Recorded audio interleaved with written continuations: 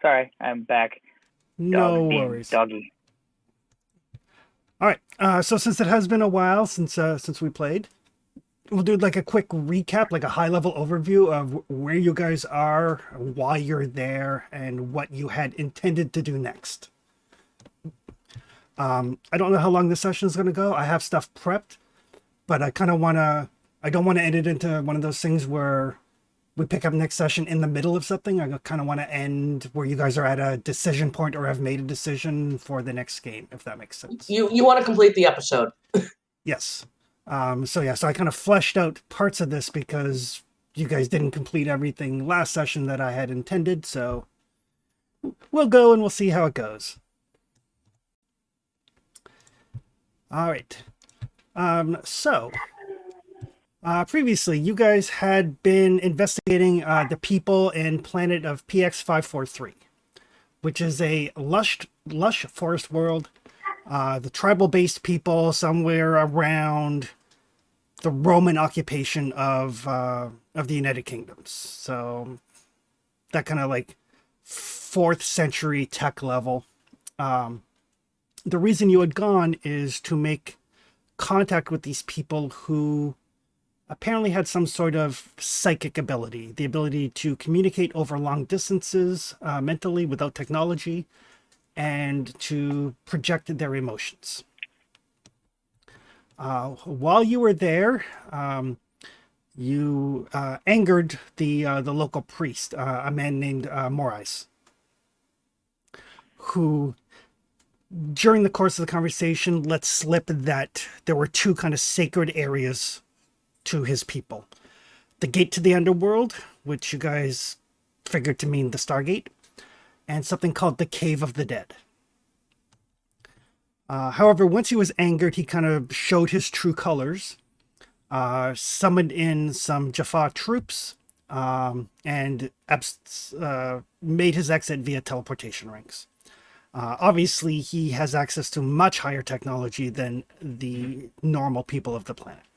Hold on. Did we actually see him teleport away? Yes. Yeah, he ringed away. As you were fleeing from those Jaffa, you encountered another group of Jaffa coming through the gate with both a modified death glider based on what you later discovered to be discarded technology. Something called a needle threader, which is a death glider whose wings are arced so it can actually travel through a gate. And perhaps more frighteningly, they were actually led into battle by a Goa'uld. They paid zero attention to you. They seemed very, very focused on dealing with the Jaffa troops that Morais had summoned. There was some debate as to which particular Goa'uld these may be, judging from their raven tattoos, their crow tattoos on their forehead. You figured it was either Morrigan or Bave, who are sisters. Eventually deducing that it was in fact Bave. Not willing to let potential allies suffer under Goa'uld subjugation, you did decide to return to the planet to see about rescuing who you could, as well as find out more about this Cave of the Dead. While you were moving through the forest, you came across an old, long disused and ruined temple, whose walls were inscribed with writing very reminiscent of the ancient Agma language. Basically, at first it just looked like a bunch of slash marks, but then I think it was Ares or Sam, or both, managed to deduce that it was actually writing. Some sort of prayer to Arwan, the god of the underworld. While this temple was long abandoned, hidden in one corner of the ruined building were functional teleportation rings. Probably how Morais managed to escape. You then rescued several members of the local village from the clutches of some Jaffa that were guarding them, keeping them in cages for whatever purposes you're not entirely sure. During the rescue, you did realize that some of these Jaffa were strangely silent. You'd heard reports of Jaffa like this from Phoenix 1. No idea what exactly it means yet, but during the chase/distraction that Nas, Sam, and I think it was Doyle? No, Aries. As they were chasing through the forest, you did notice that one of them took an accidental discharge from a talk staff. Kind of stumbled, leaned against a tree, and then righted himself and kept chasing after you. His shoulder and gait being at odd angles. He managed to exfiltrate back to the ruins, and then used the teleportation rings to get to the gate and sent the rescuees through to Phoenix site. I believe that covers everything that happened over the last 2 games. What about? Yeah, we didn't play last week. I remember there was something like bees or something. Are those still around? Like, what was that whole? There's an area there that we wanted to investigate. In the ruins, there were some sort of strange insectoid type creature that seemed to be nocturnal that you decided not to torment. That we decided not to torment. Yeah, you decided you kind of gave them a pretty wide berth while you examined the teleportation rings, and then when you went back the second time to get the prisoners out and to rest and recuperate to some degree, they were gone because it was nighttime and they were out hunting. Right, and we went back and we got. Isn't that where we are? You had gone back to the gate and gotten the prisoners out. I don't think you've left from the gate. Right. And our goal was to go back there. Your goal currently is to continue to investigate the Cave of the Dead, because you saw the cave, you saw a couple of Jaffa guarding it outside, but you never actually made it into it. Yeah, we didn't get to go in, and that's where we're going to go next. Yeah. So Okay. we're down to the suicide mission now. Yeah, if you want to call that. Not to be side questy here, but didn't we want to investigate? Because there was something like a power source that had emanated from those ruins. And yes. we thought maybe there was a ring, or did we use that ring network to get the people to the gate that was at that site? I remember. Yeah, there are functional teleportation rings at the ruined temple. That would likely be the power signature we found. Yes.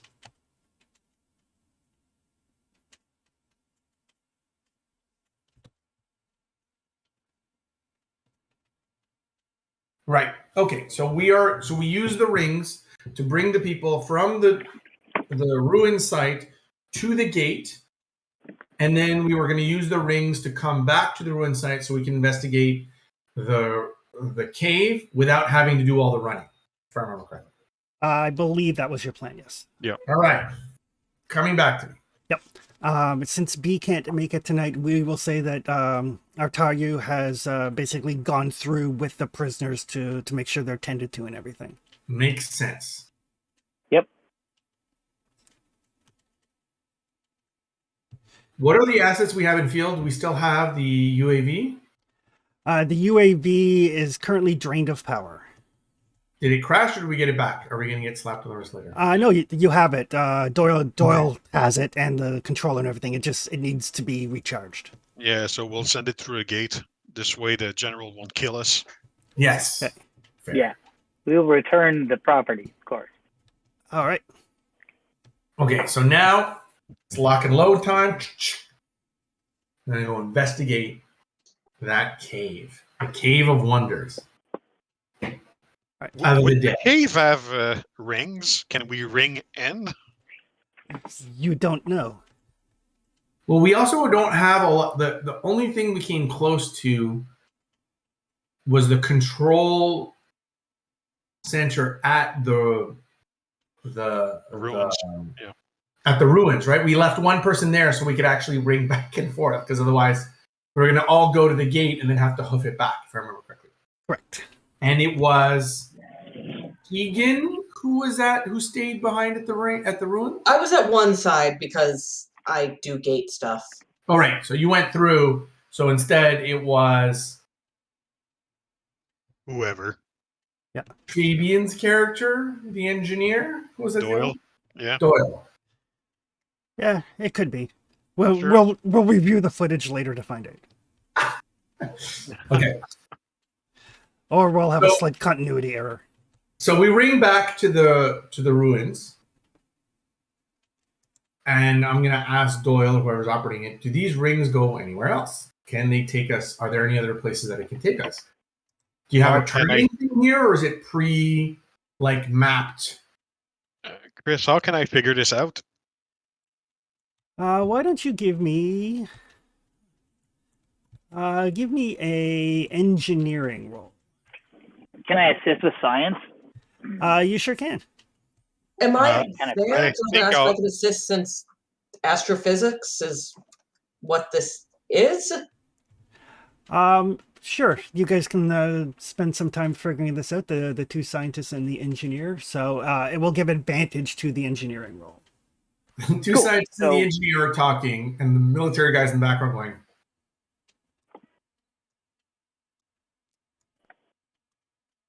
Ugh. Oh, there's the map. So looking at it, you can't tell where else there might be ring pads. It would Can I be know that how many ring pads there are, or with an 18. You know that there's 3. okay? That doesn't mean that you can't teleport to someplace that doesn't have the pads, but it's going to be guesswork. so it's kind of like I have my map quest thing, and I've got 3 pre-programmed destinations, or I can try to manually drive there, not knowing where the hell I'm going. Exactly. So there's 3 locations with rings. I don't know what a third is. Like, is it just a name, or is it a series of coordinates, or is it just like push a button and we just don't know where it goes? It's a series of coordinates. They look very similar to a gate address, but not quite. And those coordinates wouldn't help us to guess where they're going. Correct. They don't line up with map coordinates. Here's my guess. Do you guys think it's the same ring network that we saw from before, or a different one? I mean, there's 3 ring sets in total, I think. Be- In the area. Because Jerkface was ringed up in town, right? Yeah, but he called it, right? Yeah. Which, if you at the dot, which I would hypothesize that inside the Cave of the Dead there is a control, because there's no control here or at the pad, the gate, or here, which means inside the Cave of the Dead there should be, logically speaking, a control panel, so that tells you where it is. Like, it's a send and receive thing, right? This ring pad and the other ring pad are set, can receive, but can't dial back to the main pad. Or I guess they could if they know. Double about it. down on that, Eris, because if I had a thing that can call a ring, that means that I'm going somewhere. He clearly didn't go to the Stargate. Probably didn't come here because there's nothing here. So he probably ringed directly to wherever the third place is. Which is probably the cave. We assumed that the Cave of the Dead probably had a sarcophagus or something. I mean, I would assume so. if that's the case, do you see a Goa'uld walking to the fucking gate?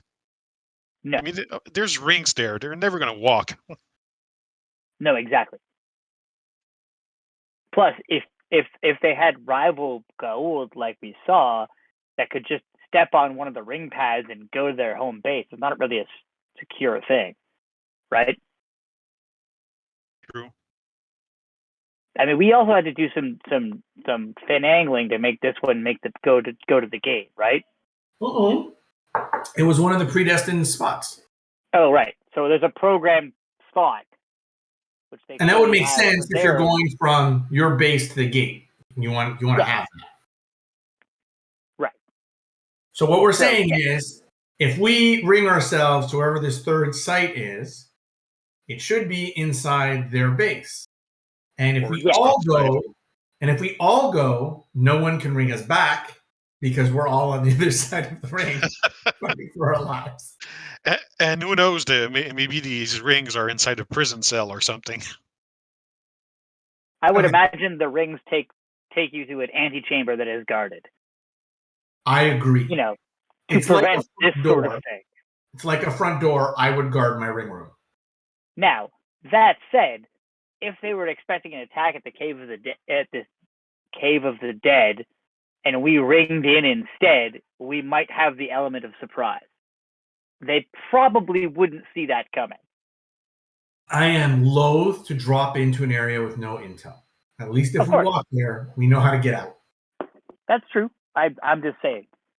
Or what we could do, and this may, to use a Tari term, bone us later, is put a bunch of this your magical C4 on the ring pad, set it to go off with a 10-second countdown, and then send the explosives through the ring pad to the other side. Didn't O'Neill do the same thing except with a nuke? Yes. I have been inspired by General O'Neill. It doesn't hurt to try, although it would make our exit somewhat difficult. How about Up this? to you. How can we rig it to have the C4 here, and if we need to,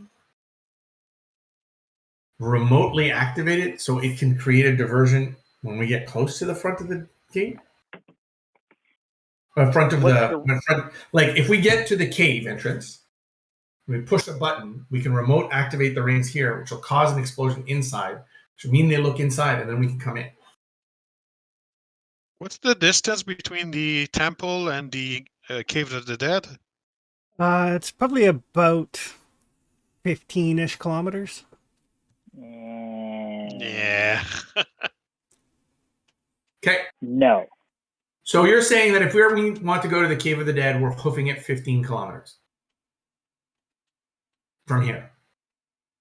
Or taking our chances through the ring. 15 kilometers is a leisurely half-day walk. At night, because it's nighttime. Details.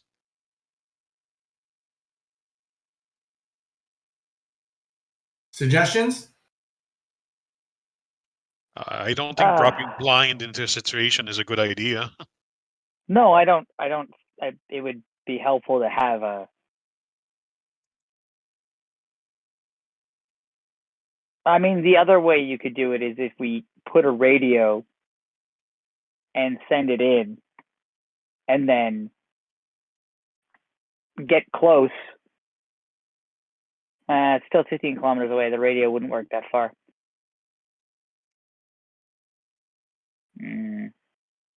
All right. Well, this is our escape in a hurry option. Yep. Okay. Well, I guess we're hiking. Alrighty. As you Let's hike. I will get somebody to give me a survival test. I might have that. One moment. We've got a good I'm sure one of the military have that. My sheet isn't opening. No, I have nature, not survival. I mean, I'm not bad at survival, but it's not special good. I mean, if nature would work, then the scientist would be fine. I'm in the fucking Navy. I swim. I don't survive. Oh, no, you don't. Who rolled that? That would be I. Ooh. Oh my Would god. nature help at all? Let's That go, was your, scientist. Roll some survival here. Does everyone roll survival?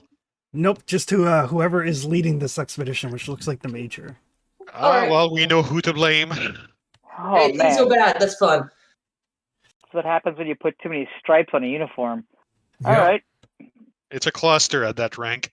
All right. It's a clusterfuck. So with determination and perhaps more determination than sense, NASA's like, this way. Let's go. Double time it. All those military jargon-esque sort of things. And you guys set out under cover of night into the dense forest of this planet. Point in time, can I think that I'm hopelessly enough lost that I say, okay, let's break for the night?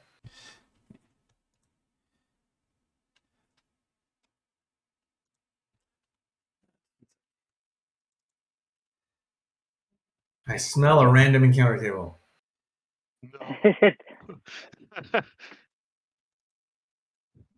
No. Yeah. I don't think it's random. Nope. I think it's been pre-selected. I smell a pre-selected encounter table. Ooh, question mark. We're fucked. We rolled some dice, so this is gonna go well. Yeah, but question mark. He doesn't want to show the die. We're fucked. Not yet, but you know. So as you're making your way through the dark, I mean, you guys do have, I think some of you have some IR implements on your helmets. I think you've got some flashlights, and stuff like that. So you're not in any danger of like tripping over tree branches or anything like that. Just them dog things. But as you're making your way through the woods, you can hear at first the gentle burbling of water that then becomes slightly louder. And you don't remember encountering water on any of your previous expeditions in this general direction.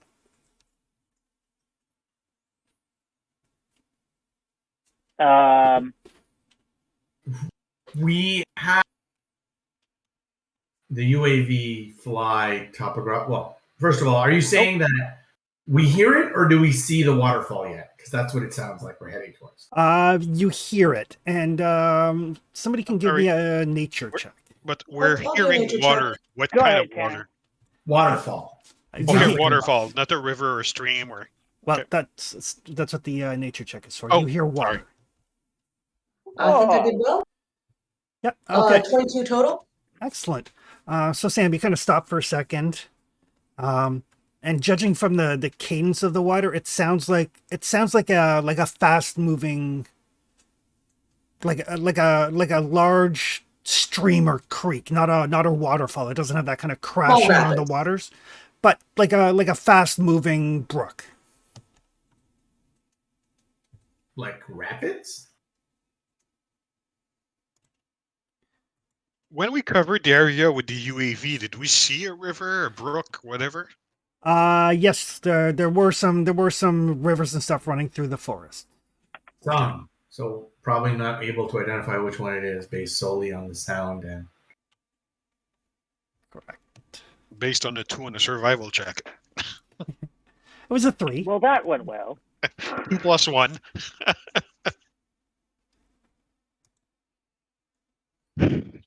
Okay, so okay. So let's approach the water, see if we can figure out which one of these waterways it is. Maybe it'll leap out to us. between Really the temple and the Cave of the Dead, there was not supposed to be any rivers, right? No, Nope.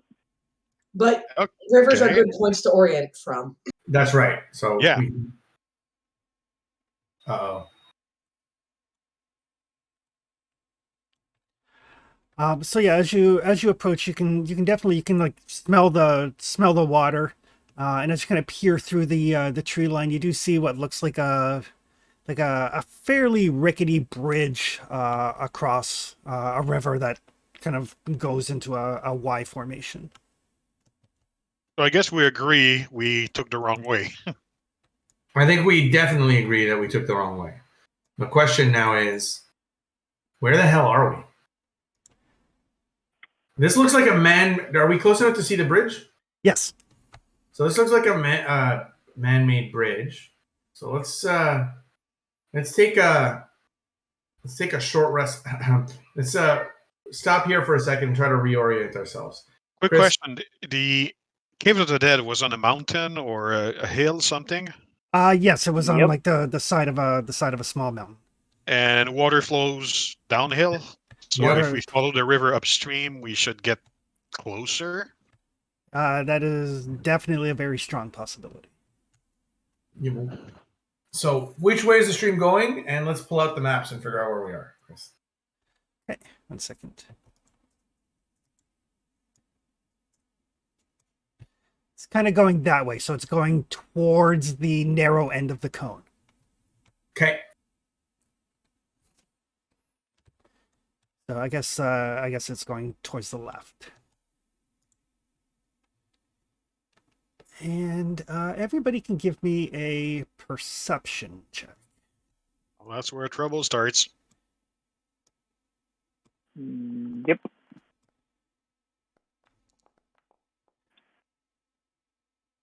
Sam totals at Woohoo! 17. I am perceptive. So as everybody's kind of like, set your packs down, kind of take a breath, kind of pull out the map, flashlight in the mouth, looking at the map, trying to figure out where exactly you might be. Aries, you spot some movement in the forest. Looks like you're not entirely sure. It looks like it might have maybe 5 legs, kind of like built low to the ground. And you see a couple of them that seem to be moving into a position to circle you. We're being hunted.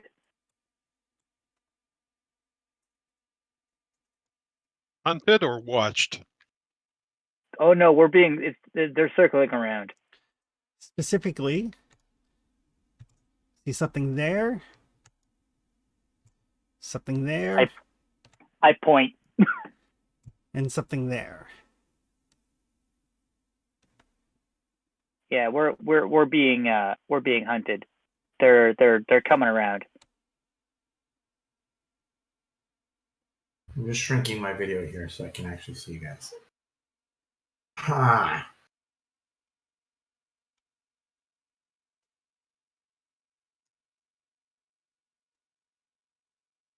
Okay, so weapons up. How far are we from the expected cave, based on the maps that we've taken a look at?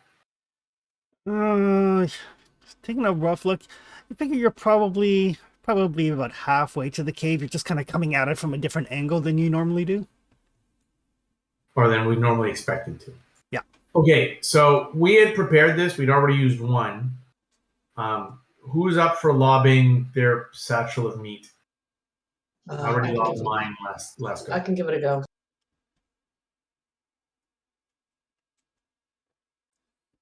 Throw it like the all-star quarterback you are. Or you were in high school. So looking at the setup, which way are we trying to? We're trying to get them to go sort of away from. Are we going? We're going to keep going towards the water, or which way are we going?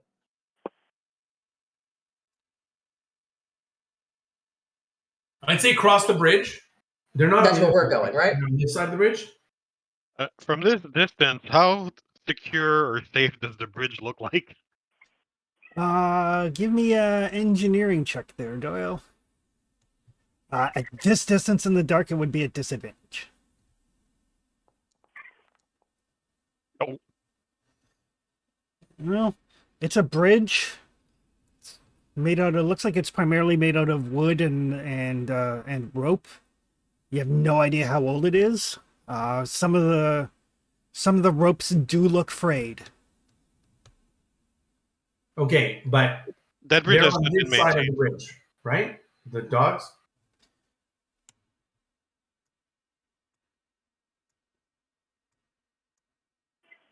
So you're saying the dogs are not on the other side of the bridge? They are not. They're on this side of the bridge, cutting us off from the bridge. All right. Yeah. So we basically, I'm going to pretend the map. I don't care which way real north is.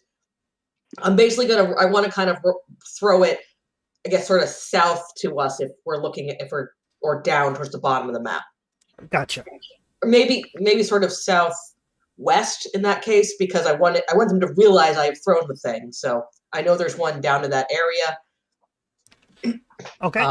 Does that make sense, everyone? Sure. Yep. Okay. Athletics, or is this something else? It would be an attack roll using dexterity and your proficiency bonus. One moment.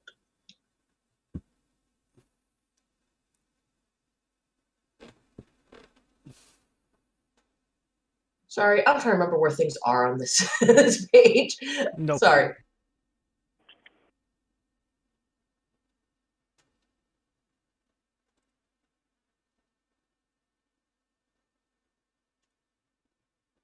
Sorry, I was also making sure I didn't mention that.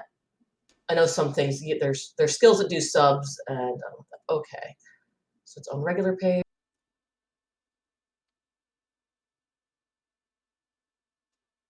Okay, I give up. Where on the sheet is the attack roll? Just make a dexterity roll and then add your proficiency bonus. So make a dexterity roll and add 2. Yeah. I was hoping this was going to be athletics. No. But I mean, you're not trying to hit a specific creature, so the DC is really low. Yeah. I might have to add the 2 manually. Yep, that's right. Ouch. So my total is 5.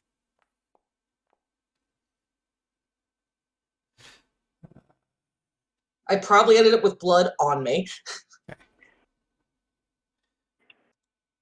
Oof. You rolled a d12. Yeah, just kind of for scatter. Oh. Kind of ends up like a little bit to the left of where you intended to throw it, kind of thing.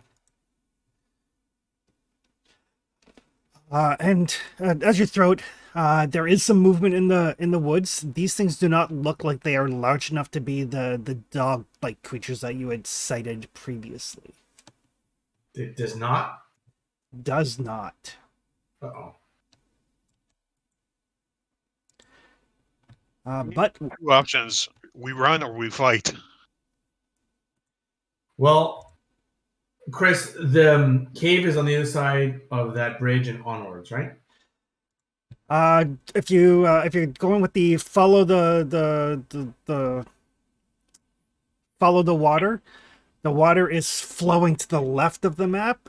So we're going to the right. So you're going to the right. Whether you want to cross the bridge or not is up to you. But And I will get everybody to roll some initiative. They don't need to. Yeah, we just use his. We just use mine. Okay. Which is, where's my initiative? Initiative. Don't blow this. Oh no! Oh wait, I have advantage on initiative rolls. Haha! Why is it not letting me roll again? Because just roll a d20 and add 2, and I'll modify it here.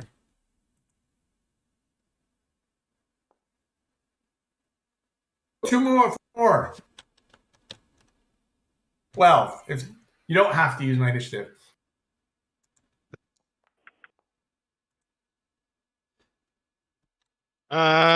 Okay. Let's say I'll roll my own initiative. How did you do it? Just click the little die up by your character. Oh. Okay, let me pull up my.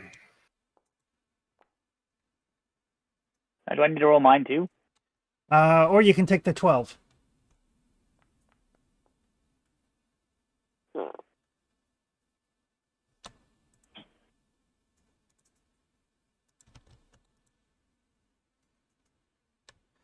Alrighty. So we'll Oh, be apparently I applying. did roll. I'm fine with it. All right, Aries, you're up first. You see, moving through the woods, these things. They look like if you took a frog, gave it like a chameleon type face, replace its 2 front legs with bat wings, and then gave it a scorpion-like tail. That is the. I shoot it. Has this thing been genetically engineered? Yeah, this looks like one of those genetically engineered things. I shoot it. Okay. Attack. It's a public roll. That one, I guess. The one closest. I don't hit it. So yeah, you just kind of like instinctively just like fire off a shot. It goes wide. This creature kind of like gets down on all fours, and it seems to use its tail almost like to balance itself, which is why you thought maybe they had 5 limbs originally. Yeah. That will bring us to Doyle. Yeah, okay. The battle part of the game has started, so I'll shoot 1 bullet with that reflex sight, Okay. which gives me advantage for 1 bullet. Okay. Perfect. Ah, So yeah, you line up and you shoot these things. They seem like they're a little bit quick, but they don't seem like they're very heavily armored. no damage. So it's a normal hit. Okay. Which one were you shooting at? The one that's between us and the bridge. Okay. It kind of reels back in pain as you catch it. It's still moving. Sam is up. Oh, they were positioned differently than I thought they were. That's fine. Oh boy. I'm gonna also target the one that's sort of between us and the bridge. Okay. I have a pistol I have a sidearm rather than a rifle, but I have the ability that my range is increased. Okay. Specifically, 1 second. Yeah, these things are all well within short range. Oh, okay. I was gonna say I have the what's it called?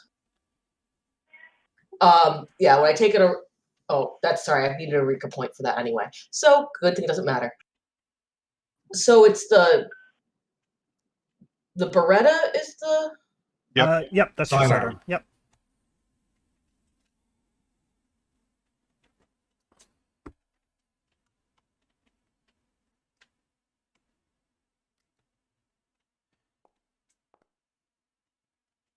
$14.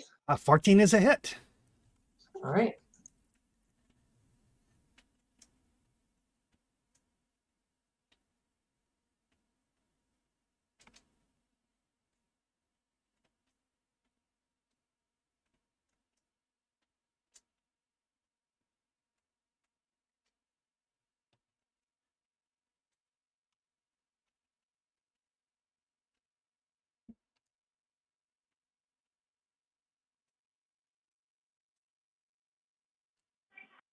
Did I lose the audio?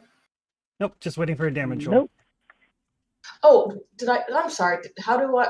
So I need to roll damage? Sorry, my bad. Yep. Just do it manually. Just click the damage button in the chat and it'll roll it. Oh, there's the damage button. Sorry, it wasn't where I was expecting it to be. 3. Okay. So you fire off a quick shot.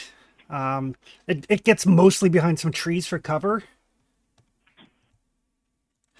Nas, what is your dexterity? Dexterity. Open up my sheet again. My dexterity is 15 plus 2. Okay. All right. So you go slightly before it does. Before one of them, anyway. And it's the one on the top right here, right? Yeah. That's we're trying to make a break for the water, I understand?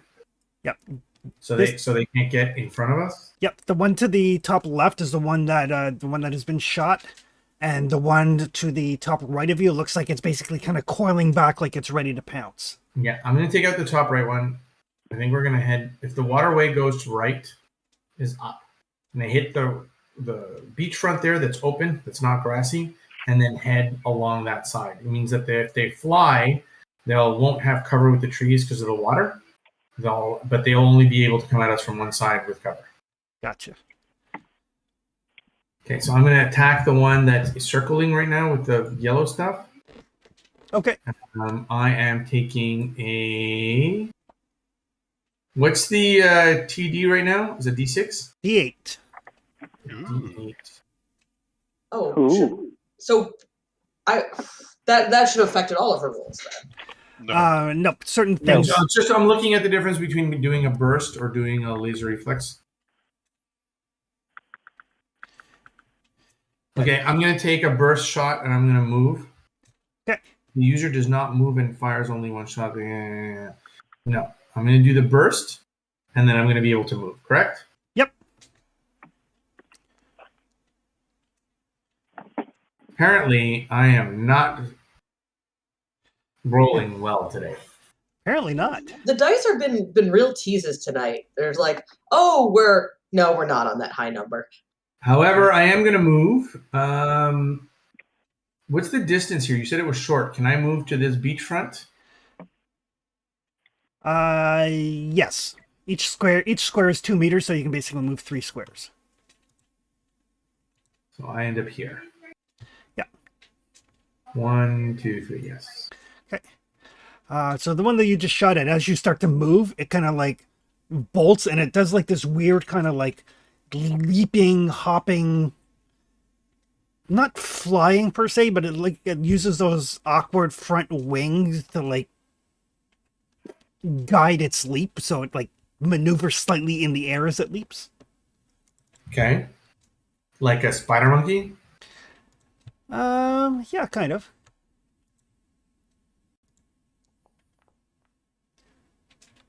Ooh, for a nat 20. We don't have medics, right? We do not have medics, no.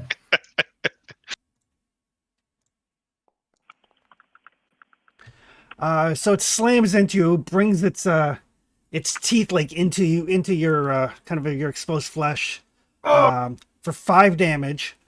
But the sheer weight of its force requires you to make a strength saving throw, DC 10. Sure. Okay. It does not knock you prone. Yeah. And you can see, like, as it basically leaps at you, it like gnashes in with these like teeth, these like needle sharp teeth. Mm-hmm. And the tail behind it is kind of like whipping around, and you can see it has like some sort of barb on the end of it. Oh, so it's poisonous dart. Did it? Game mechanic wise, does it do that as a bonus action, or is it total action, or does it have to have me prone before it uses it? Do we know yet? You don't know. Okay. Woo!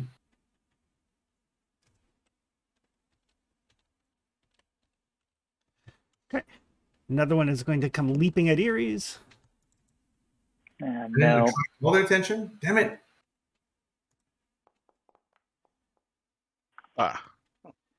For a 20. What? Oh, that definitely hits me, I'm sure. I'm pretty squishy. Armor class 14, so yeah. It's... Okay. Ow. So those teeth sink deep into you. And that hurt. And strength save DC 10. That's not good. Strength was my dump stat. I gotcha. I'm kind of worried about poison here. Yeah, you're not the only one. I'm less worried about... Oh, yeah, I'm down. Oh, -1. Yeah, I said that strength was my dump stat. I'm a lover, not a fighter. Oh, no, con save. Right. So it's as it drives you to the ground, it like whips that tail around very, very quickly, and you need to make a DC 13 con save. Okay, hold on. I just took 5 points of damage, right? Yep. Yeah. So I'm at 27. Okay, now I need to make a con save, right? Okay. Luckily, con is not my dump stat. Okay. No, you gotta go a long time. Okay. I got gold. I'm fine. All right. Fine. So you do take 3 points of damage as the tail pierces you. An additional 3 more points, so I'm total of 8, right? Yep. And you can feel like it pulses, and you can feel your symbiote fights off something. Ooh. Sorry, the description of its tail pulsing into you was kind of like, ew. Yeah.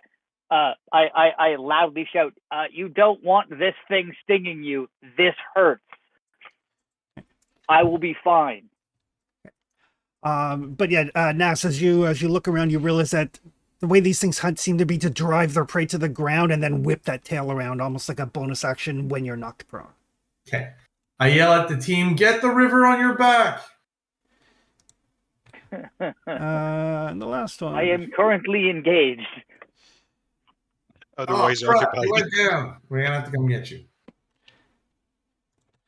All right, I'll roll a D2. On a 1, it's Doyle. On a 2, it's Sam. Me. Sam, I am.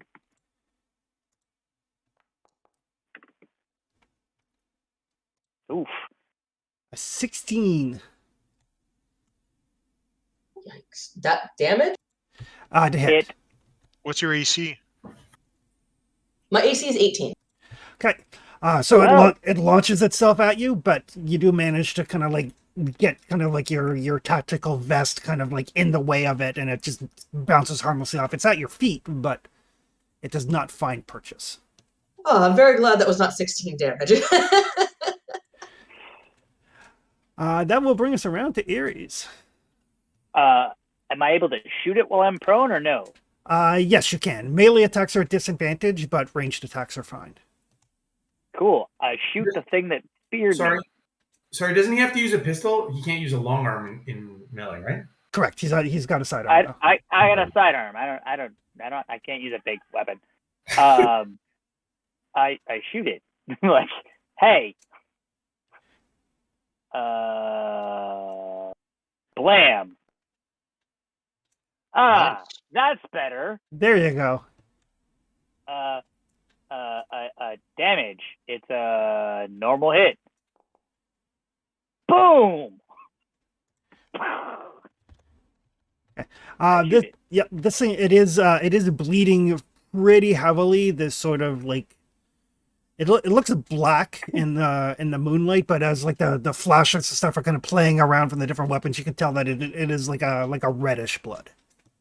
Oh, cool. It's not acid blood. Okay, well that's great. Yeah, it's not acid blood or anything of that nature. Well, that's helpful. Are you doing anything else? Do you want to get to your feet or remain prone? Can I will attempt to stand.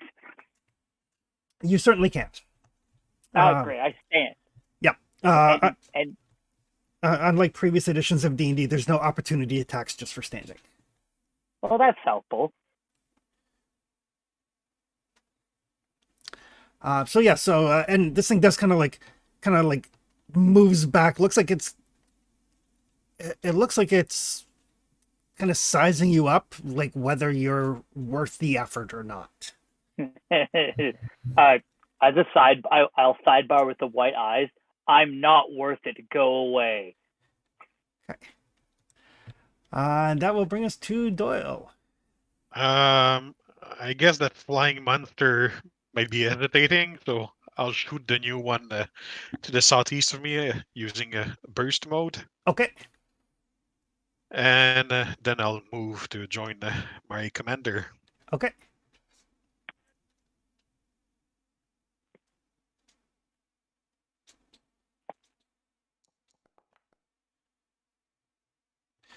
That is a hit. Ooh, cool. Okay. And tension dice. All right. So the way auto fire works is you can fire 10 bullets to add the tension die, up to a maximum number of tension die equal to your strength modifier. No, I was shooting a burst. Oh, burst. Okay, so burst is just 3. Okay. Yeah, but it's still 1 tension die. Yep. So a D8 on top of your normal damage. Yep. Oh, it's a D8. It's not just 8. Yeah, it's a D8, not a 6. Oh, sorry. Well, I'll do it again. Sorry. Yep. And just subtract 8 and add a D8. Nah. Still 14. All right. So you let fire this 3-on burst and just kind of rocks against this creature, and it kind of like staggers back and bleeding heavily. And then I move back something like here. Yeah, you can go 3. That looks about 3. That will bring us to Sam. All right, so I got one right in front of me. You do.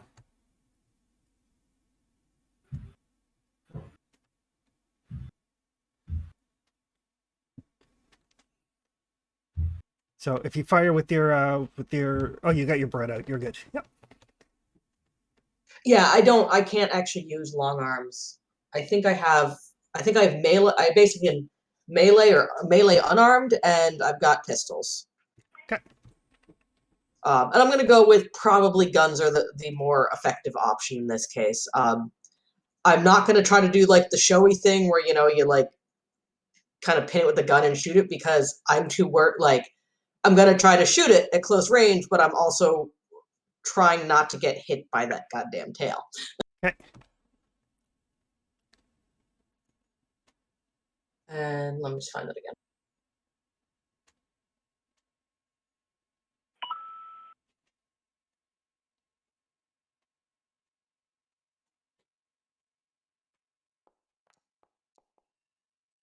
It's such like a timid die roll animation. It's like tip. So that's an 18. And that is a hit. And then damage. There's not a situational bonus on that because it's not a tension die thing, right? Correct. Yeah. Okay. 7? Okay. So yeah, as you shoot at this one, you blow off its tail. And it is that works for me. And it is just like spraying blood everywhere. It's not down yet, but it is grievously wounded. That will bring us to Nas. Chris. Yep. Without actually just rolling to hit, can I lay down any kind of fire to give Ares time to scramble up, or as a distraction or as covering fire to give him the opportunity to get up and run towards us? You absolutely can. I believe there's something called a distraction. 1 sec, let me check the rules. This is actually our first time doing a full-on combat. So I'm more interested in getting Ares here than I am of killing one of the 3 dudes. I'm thinking of you, Ares. I appreciate that. I mean, I got up, so that's helpful. You just imagine you getting up and dusting your clothes in the middle of a firefight. Yeah, and I hissed at it, and I was like,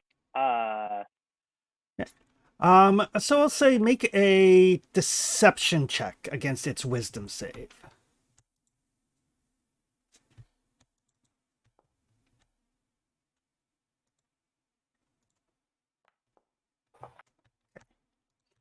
All right. So yes, you do manage to lay down some suppressing fire, kind of keep the creature distracted. I don't know what distraction entails game-wise, but hopefully it gives him the time to get up and... Distracted character is open to attack. So the next thing that targets it gets advantage, and it has disadvantage on strength, dexterity, and constitution saves.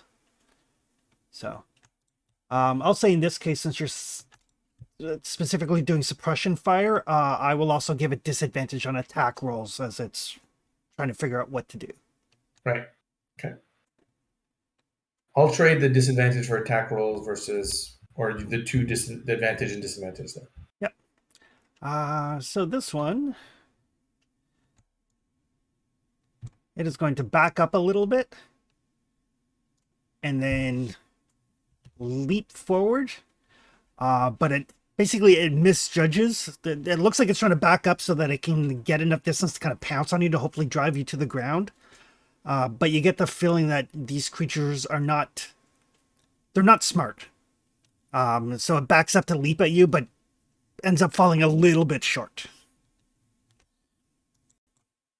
And give it the old university football. Ugh. Yeah.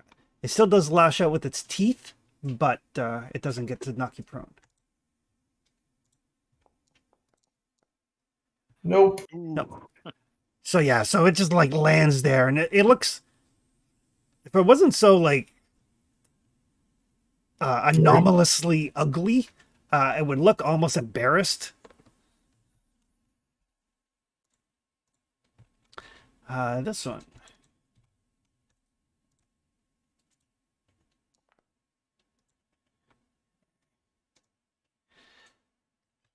The one that's been basically shot a couple of times and subject to suppression fire basically just kind of darts off into the underbrush.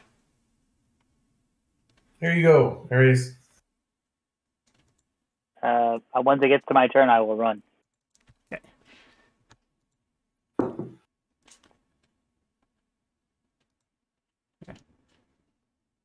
As does the one that Sam is basically, as it like runs, it running is a weird word. As it kind of staggers away with like, just like, you're gonna guess that there's probably like an artery or a vein that ran through its tail from the amount of blood it is leaving behind. So it is not going to live long. It is not going to live long. And prosper. It is going to do Or neither of those. None of those things are happening. As a pet owner who's dealing with difficulties with a pet, this makes me sad. As someone who did not want to get eaten by the monster, I do not regret what I did. That brings us to Erie's. I run. Okay. I'm going, or I will move at. I can't move and fire. So, where I'm just trying to. That's. Yeah, you can move 3 and still fire, or you can move 6 without firing. I will. This one's kind of in the way, but I'll shoot it as I'm going. We're heading for the bridge, right? We're heading to the oak clearing to put our backs to the water so they can't hit us from that side. Okay. How do I measure the move? Oh, there it is. Hold on, ruler. I'm making sure I can make it. Every square is 2 meters. Yeah, so 2 meters gets me, 4 meters gets me there. You can move There's 6 you meters. can't- Can't you? Yeah, you can move Yeah, but 6. I can move 3 meters in fire. You can move 6 meters in fire. Oh, 6 meters in fire. Yeah. Okay, I will move 6 meters towards them. Oh, I gotta turn off the ruler. Yeah, or you can just drag out your movement and then hit the spacebar, and it'll move you along your path. Okay, and then I shoot this one. Okay. As soon as I find I need to pop out my character sheet, and then I Kelly, I pull out my gun. You can drag your sidearm from the character sheet to the macro window at the bottom. Ah, that's what I should do. Oh, cool. I didn't know that was... That's not a functionality in all Foundry games, so I didn't even think to check that. Wait, how do you do this? Click and drag, or you just drag. You just drag your weapon Hey! into the bar at the bottom. Does a 16 hit? Yes, absolutely. Boom. Take that, petulant creature. Mostly. Just fire off like a quick warning shot as it's fleeing. You think you hit it? You're not entirely sure. Yeah, It kind of ducks under the underbrush. You made noise at it. You Yep. definitely made noise at it. I make noise at it. That will bring us to Doyle. Well, somebody's getting a 3-round burst.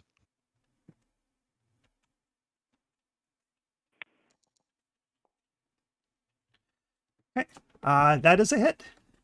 For real? Yep. Wow.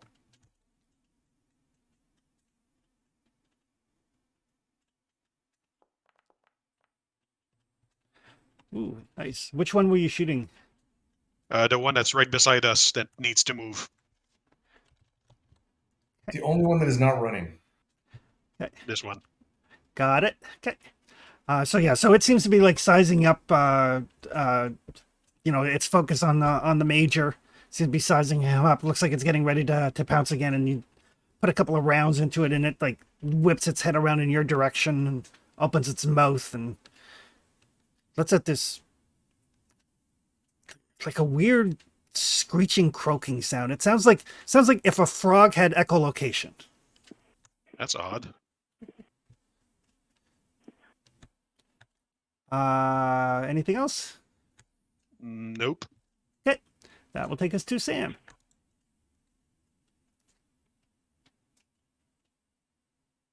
All right, so there's one kind of right there. Oh, I think I'm going to move towards everyone else. That's probably the first good survival thing I could do. You might not be trained in survival, but you know that much. I know not to split the party. For and I think that was I moved 3 approximately. Yeah, about that. Okay, so we've got one really far away. We've got the one to the left. Are they both running or still coming at us? Those two are both running. And the one furthest to the south is the one that is bleeding out. I'm less worried, and then we've got the one right here that's menacing us. Yes. I might as well take a shot at it, because Okay. right here.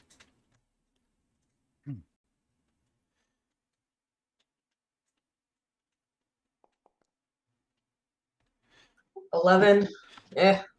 And 11 is a miss. Yeah. So yeah, as you're running forward, you're trying to like line up a shot, and you don't want to hit Doyle, you don't want to hit the major. So as a result, your shot ends up going like a little bit wide. I was figuring probably like hits the ground right in front of it and like does nothing, like impressively nothing on anything. Just everyone's like, really? That will bring us to Ness. It's at my feet, or like a few feet in front of me on the floor. Yes. And is looking worse for wear. I'm just gonna do one of those like movie things where you put your boot on it and you hold it down, and then you just keep shooting at the floor until it stops. Okay. So, I'm gonna do an attack. I'm gonna do the you will be at automatic. Okay. You will be at disadvantage because long arm in close combat. Well, too bad for me. That is still a hit though. And I still have many rounds in my P90. I can do it up to my strength modifier, so I'll empty 20 rounds into that. Okay. So your normal damage and then 2d8.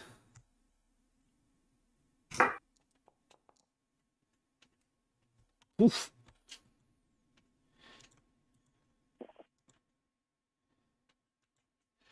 There you go. So yeah, you just like put your Plant my boot on it, point my gun at it, and just shoot until it stops looking like something. Perfect. All right. The other two just continue running off into the woods. One of them eventually dies out there someplace.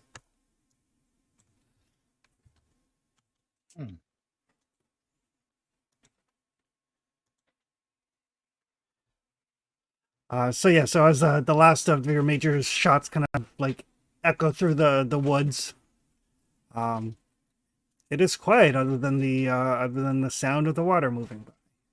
Oh, so sweet. Is everyone okay? Yeah, it's fine. Got me on the arm, but I'm good. I'm fine. Well, then let's not stay here, because if someone's close, they know we're here. Yeah, absolutely. Let's move along this riverbank. Chris, with the map that we had, we're going uphill. We're heading towards the mountain now that we have an actual landmark to follow. Yep. Can we just quickly bandage ourselves just for show? It's not to give us any HP or anything like that. Yeah, you can like bandage up. Yeah, unless you want to take a short rest, because you don't have a medic with you currently. We're probably going to take a short rest anyway at some point in time, because there's still like 4 hours of travel ahead of us, and we are wounded, so we're probably going to take a short rest somewhere in between there, but probably not immediately. So let's get an hour behind us, and then let's take a short rest. Problem is that we're going to end up getting there in the morning, and we're going to be tired, right, Chris? Correct. You guys have been going for a bit. Or take a long rest and then show up at the time we want. Yeah. Okay. So let's go for like an hour or two and then take a long rest. Okay. And we're near the water, so we have fresh water, and we should find some place that we can have cover. Quick question: who wants a +1 AC bonus to their armor class after this long rest? Oh, me. Oh, please, me. Okay, let's give it to the gold. I'm at my AC is 14, so yeah, So it it's would gonna be be nice to. 15, and it's gonna be 15 until the next long rest. Long rest. Does that mean our Eurekas go away? I guess they do, but then my advantages come back. Oh no, the mission's not complete. So Eureka stays, right? Because we're Correct. still in the same mission. Yep. Okay. Still the same mission. Oh, for next time, you need to declare whether you're using my initiative before anything is rolled. Just look it up. Okay. For next time. Okay, Chris.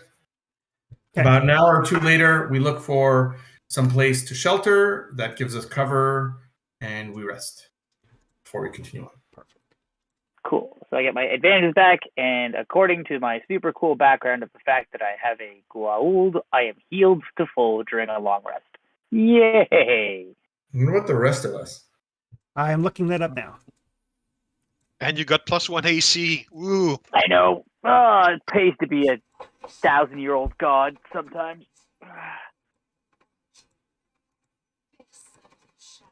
Only sometimes, though.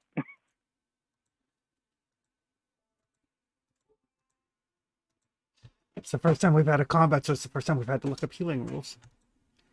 Because I know they are not the same as D&D where you heal everything. It's probably your con modifier plus something. I think so. Page 121, it says damage and healing.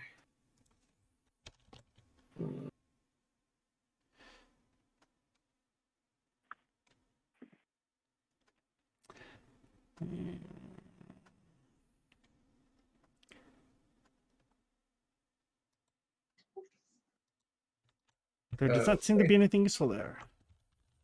Says you regain hit points if you heal. Thank you, page 123. Woo. So let's search for long rest. It shows up a bunch.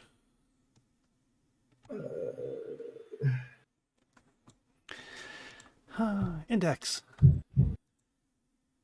Ooh, determination is Under resting. reset at the next long rest. Oh, under resting, 120.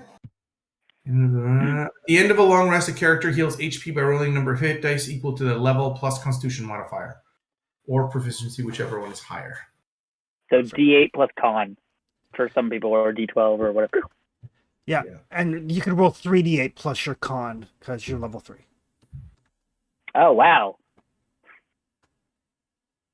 Where's my hit die?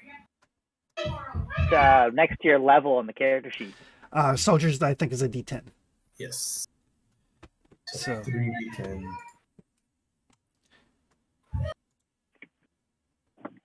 But you're getting back all your determination points if you use any. yeah. Wow. Seriously, you gain your 3d10? Yep. Well, it's not as like in D&D 5th edition, for example, you take a long rest and you heal all your damage. Right? So it's not quite D&D healing, but it is television healing. Okay. Television healing it is. Perfect. And then, for example, like if your medic was with you, then during a short rest, he can heal you with a med kit, which heals, like, I think he gets 2 times the tension die plus his proficiency bonus or something. So. And we also, on page 120, talks about short rests. It's one, on a short rest, you heal 1 hit die, not 3. Yep. Huh. Okay. Well, everybody's full, right? Yes. Oh, yeah. Chris, we rest Yep. enough to feel good, but we don't rest to lounge. Gotcha. Basically, enough so, like, get a couple hours of shut eye, get some food, get some water, get bandaged up.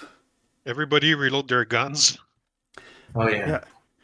Do like your weapon maintenance. During this time too, Doyle helps Ares to like fit his armor a little bit better. Here, put this rock in front of you. Well, I mean, they put ceramic plates in some of these armors, so we'll get plates from the village and put it in his jacket. Yeah. Or, cinch up the strap so he can move a little bit freer so that he can, get out of the way of things a little bit better. And, yeah. Just gonna. Oh, that's the problem. His shoes weren't tied. I like that thing. Closer examination, these are loafers. Yeah, it wouldn't surprise me if in the middle of the jungle and a missionaries is wearing loafers or boat shoes. It's just like, they're yachting shoes. They're not I don't shoes. know what these are, but these shoes are for comfort, not for well, they're not running shoes. Okay, we carry on with our adventure. Yeah. So after a couple hours of shut-eye, you're not entirely sure what time it is because you don't know how long the day-night cycle on this particular planet seems to be. But as the sun is starting to just kind of peek over, and there's that like low-lying fog that comes in the forest in the mornings. You kind of stretch. Whoever's on watch, nothing untoward happened during the evening. It was strangely quiet, almost peaceful as you listen to like the babbling brook, and if you weren't aware of the fact that there were like murder dogs and these scorpion frogs out here, it would be a nice little vacation spot. And evil aliens bent on galactic domination. And that. But maybe the frogs those are thought handy. for everything else and told them to stay away from us. Ares, Yes. a lot about Jaffa, but do they sleep? Like, can we potentially get there when they're like groggy, or are they always like pert and awake? I would know the answer to this. You can actually, you don't even have to, you'll know the answer to this particular question for sure, but give me a culture roll with advantage just for anything else that might seem pertinent. How's their night vision? All right. So Jaffa, they do sleep more likely they will meditate. They will go into the Kaltori? I.e. how they filled in for giving him so little content, he was falling asleep during tapings. Yeah. So at the very least, they do go into like a less alert rest state, which is also when their symbiote tends to like flush their body of fatigue toxins and any poisons or anything like that. So it's like a healing / rejuvenation state, but they are not generally as aware as they normally are. As for catching them, you probably won't catch them groggy though. They will either be alert and on duty, or they will be asleep. meditating. Yeah. There's not a whole lot of in between state. And their night vision is better or worse than ours? Their night vision is comparable to a human. Okay.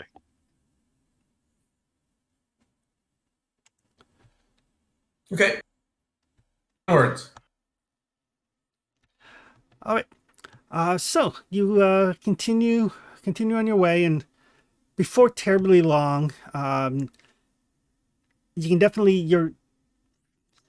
you're coming to where the water is flowing from, and you can see that you are kind of approaching what you're going to assume is maybe the backside of the mountain where the cave is.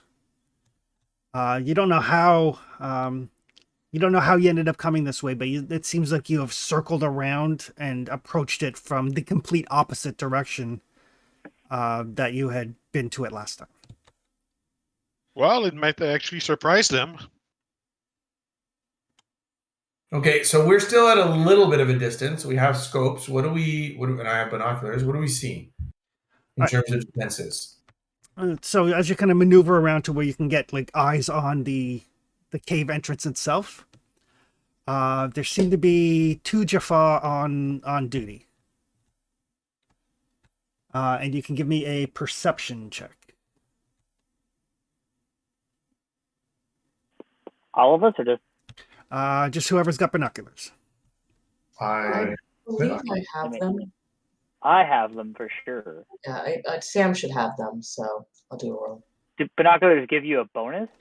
At this distance, they'll allow you to make the roll without disadvantage. have binoculars, perception. With advantage, you said? No, but without disadvantage. Okay. So a normal roll. Man, you are rolling balls. Yep. I sometimes roll well. Not this time. All right. Iris and Sam, you can make out that there are two Jaffa on duty. They don't have their helmets up or anything, and judging 12 and 11, it doesn't look like they've got the armor, but they don't have the collars for the helmets, so they're probably very low rank and file.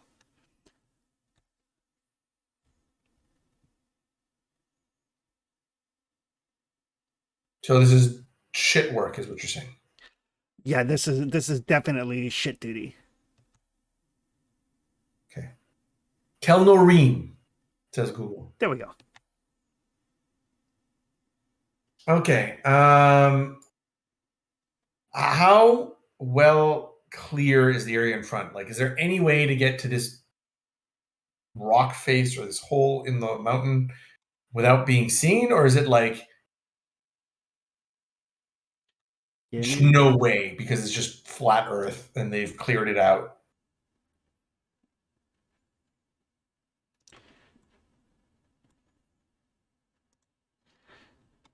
There you go. This isn't like representative of your guys' actual positioning, but as you kind of get into a position where you can see them, this is kind of what it looks like.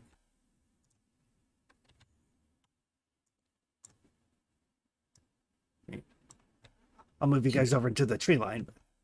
Ooh, tree line. So we'd have to cross the bridge. Yeah. So again, it looks like, that's the same river. Basically, you guys approached from up here, and it looks like whatever little lake or anything is higher in the mountains kind of spills down both sides of this hill. So you guys followed one side to the north side of the mountain, and then there's like a little bit of a waterfall, and then it continues on past the cave entrance. This particular, like the river here, does not look like it's nearly as deep as the previous one, and it's only about like 4 meters across. There is no good way.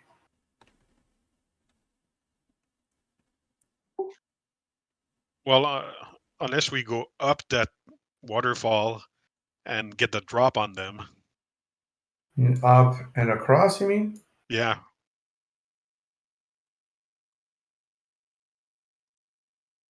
Okay, the problem here is that we won't be able to take them out quietly. I am the only one who can go toe-to-toe with a Jaffa. It's not like I expect you guys to get into fisticuffs with them.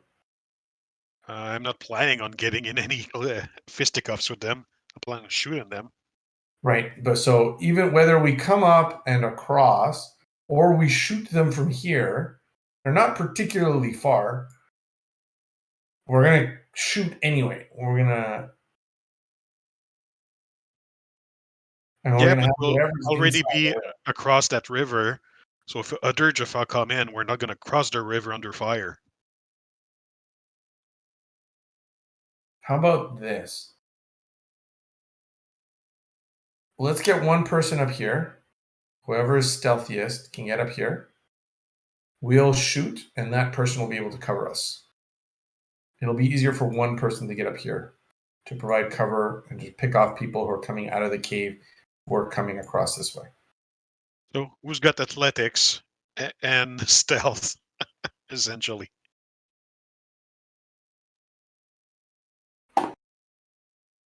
I have stealth and athletics. Yeah, but how much? I'm trained in both. +3 athletics, +4 stealth. Oh, that's better than what I've got.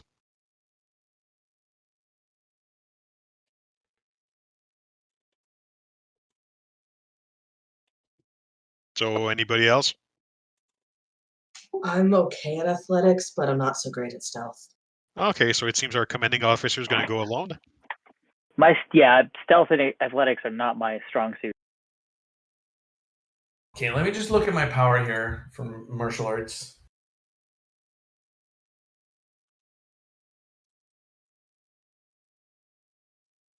My minimum damage is a D8. Ooh, nice. No matter what I'm wielding. My guess is that these things have more hit points than I would like to give them credit for. Yeah, but if you're like 3 or 5 meters above them, just shoot them. So they won't be able to attack you at first, and maybe you've got advantage because of height or something. Okay. Chris, I'm gonna go for the kids Yep. today. There's school tomorrow. how do I get to here without being seen? While the rest of my team are on this side of the woods, somewhere over here. Not necessarily covering me, but on Overwatch in case they see me that they shoot. Otherwise, I'm going to get into the position over here to shoot them, and then I'll be able to cover the door while we're going through. Can you walk this way? Yeah, you can basically find a scalable part because you don't want to go all the way back around and approach from the top. Yeah, for sure. But you can definitely find like a scalable part. So it would be, I'll give you a choice. You can make an athletics roll and a stealth roll, like 2 separate rolls, or one roll using your best of the 2, but at disadvantage to cover both options. I'll do 2 different rolls. Okay. I think that's best. So here is my stealth roll. Roll better. Eesh. And my athletics roll. Roll better. Ooh. Good Lord. So you Guys, stealthily I'm do good not rolling climb the today. rock face. Why did it have to be me? This is why I volunteered somebody else should go. Should not be rolling dice today. Okay. All right. So you do move carefully and quietly through the woods. I mean, that's not your first time, doing a stealthy operation through a jungle. And you get about halfway up your climb, and you realize that you probably misjudged the distance. So give me let's call it a Constitution save. Ooh. I am trained in Constitution saves. So 2 things. Ooh. I was about to say you can spend determination to lower the DC for the check because it was DC 18. But you kind of grit your teeth and you pull through, and part of you deep down might go like, if I can't go back to the team and tell them I couldn't climb it. So you managed to get to the top and into position without suffering a level of fatigue. And the Jaffa down below do not seem any the wiser. Are you guys going to move into position, or are you just going to stay deep in the forest? What's the position we need to be in? Just in the bush? Yeah, to kill them, in case I don't kill them on the first shot. No, I'm the not con- out there. I did not go that far.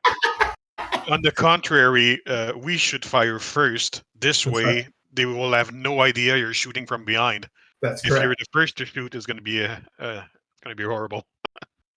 Unless you want me to be a distraction. I mean, No, I could be you a guys distraction. shoot, and I'm going to clean up as they have their backs to me. I mean, sure. Or I mean, you guys, if you guys hit, great. If you don't, I just figured if I step out, I'm a target, which is fine. You can say step out. You can fire from The last time you were a target, it didn't go so well. Well, there's always another time. Besides, if I step out, they might come towards me, and then that gives you more of an advantage in drawing. Besides, I'm dressed like a reasonably dressed scout. They may not remember me. They may not even know who I am. This could be fun. Eris, when we're done this, I'm going to take you and I'm going to teach you about ties. Okay, on my count. 3, Ties? 2, 1. I step out. Okay. Oh shit! Are you stepping out? All right. So, Distract. That's my job. you can give me let's call it a deception check, since Oh yeah, you're trying to guess and draw their attention. I am definitely good at those. I don't get an advantage though. Wait, You don't get advantage unless you do something funky, but I will allow you to target both of them instead of just one. does my Eureka let me work on that? No. Oh no, it's intelligence or wisdom, which I don't think deception is. No, deception is charisma. That's fine. Yeah, okay. I'll decept. Look, I'm A deceiver. not terrible.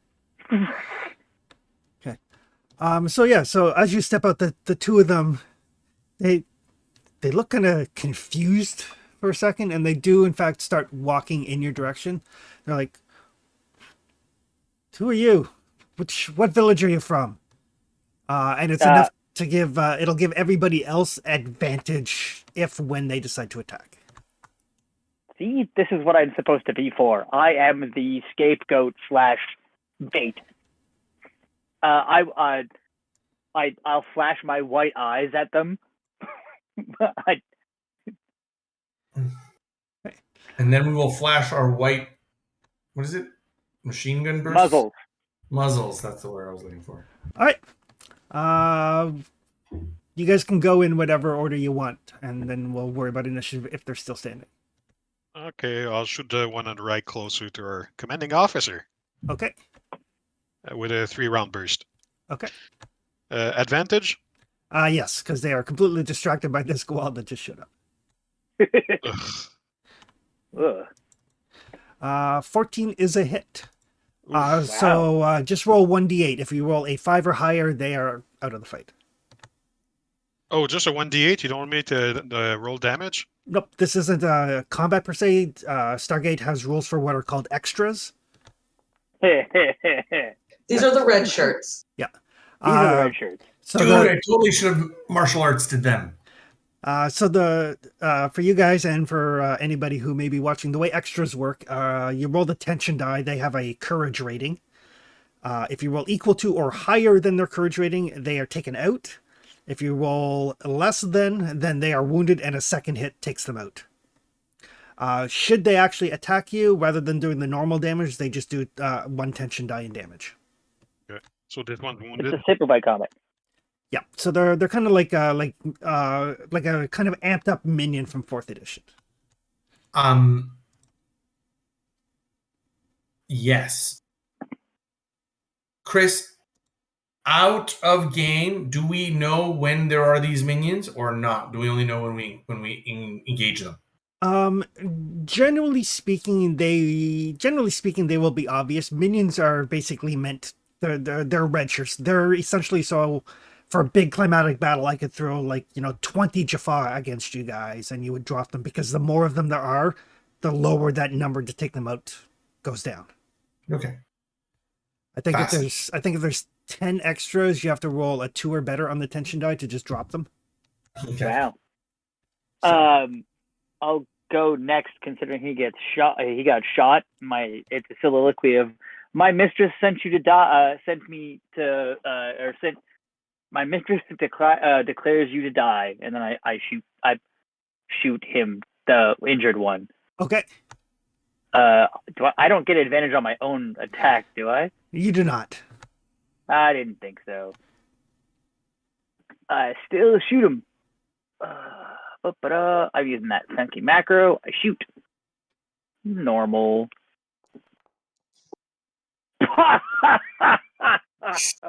You should be the military leader today. Apparently. So that just drops them, and again, because they're extras, you guys can decide if you want to leave them alive for Oh yeah, questioning, whatever. there's the D8 for him to die. Yeah. What? Okay. That leaves us with Sam and the Major. There's still one up. There is. I'll take a shot at him.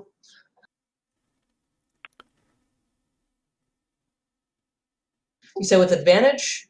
Yes. How do I put that in here again? When Yeah, you roll attack advantage and button. then choose Oh, advantage wow. right after the. Yep, I was looking at the wrong line. No worries. That is a hit. So just roll 1d8.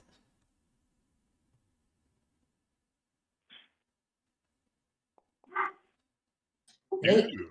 down he goes. And down it Wow, goes. Sam one shots. So Ness, you get into position, you're a little bit winded, you had to climb up this, like halfway up this like stupid mountain, get into position, and then your team like just drops them before you get to do anything, and you're like, fuck, now I gotta I climb. pivot and I cover the doorway, see if anyone comes out after all the gunshots. I'm going to give them overwatch while they cross the river. Does that bridge look safe? It looks mostly safe. You figure, in your esteemed opinion, as long as you go across single file or one at a time, you'll be fine. Okay, so let's do that. I'll go first. So brave of you. My plan worked. I'm just saying. It did. How's that old saying go? You know the difference is between your plan and a shot of tequila? I asked for the shot of tequila. That sounds like such a There were military several- saying. There were several shots of tequila you didn't ask for, but I recall pouring for you, Major. That's also true. Thanks for those, by the way. Nobody else comes out of the cave while you're watching it. There doesn't seem to be any movement from inside or anything. There is a little bit of a glow from inside the cave. Probably looks like some sort of artificial light source. Electronic, not the flickering of torches. Okay. So I'm going to come Somebody's down. waiting for us. I'm going to come down and let's join the team and let's start going down together. We have a marching order, I'm guessing. Who's clear? You're the one that sets it. We had said at one point, like at the first episode, like this is gonna be a standard marching order, and I remembered nothing. So I'm sorry. I think you said you usually go first, and I think I go last, but I could be wrong on that. Because Yeah, I we were think I'm trading somewhere in the middle. places. Okay, so let's make it the Major, Doyle, our resident Tok'ra, and then the second in command. Oh, that's nice. See that that label? I love when I'm right. It just like it made sense. Not saying it didn't make sense. But it's interesting. I like that minion rule. I gotta abuse that later. Yeah. Cinematically, I mean. I'm not sure from where I'm supposed to be. I'm just kind of floating in the dark. Yeah, me too. Yep. Who's got flashlights? We all have. I We should think all they're have the. them. It's part of the kit, yeah. Yeah, it is part of the base kit. I have a tactical helmet, which I guess assumes I have a flashlight or night vision goggles on. Or you got a flashlight on your P90. Yeah.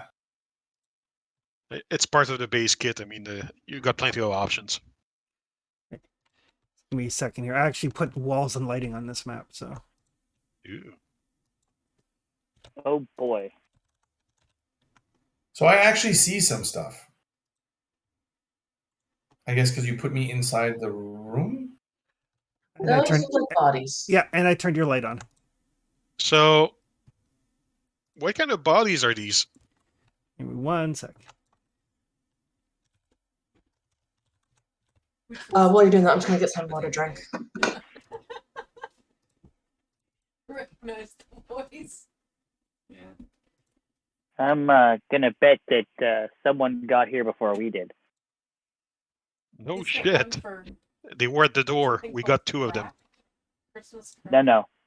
Well, I think those are the people who came in and did this, because I bet you those bodies are probably not the other one. You mean we stepped into the middle of a civil war? Well, we knew that already, but yes. Again. Yes.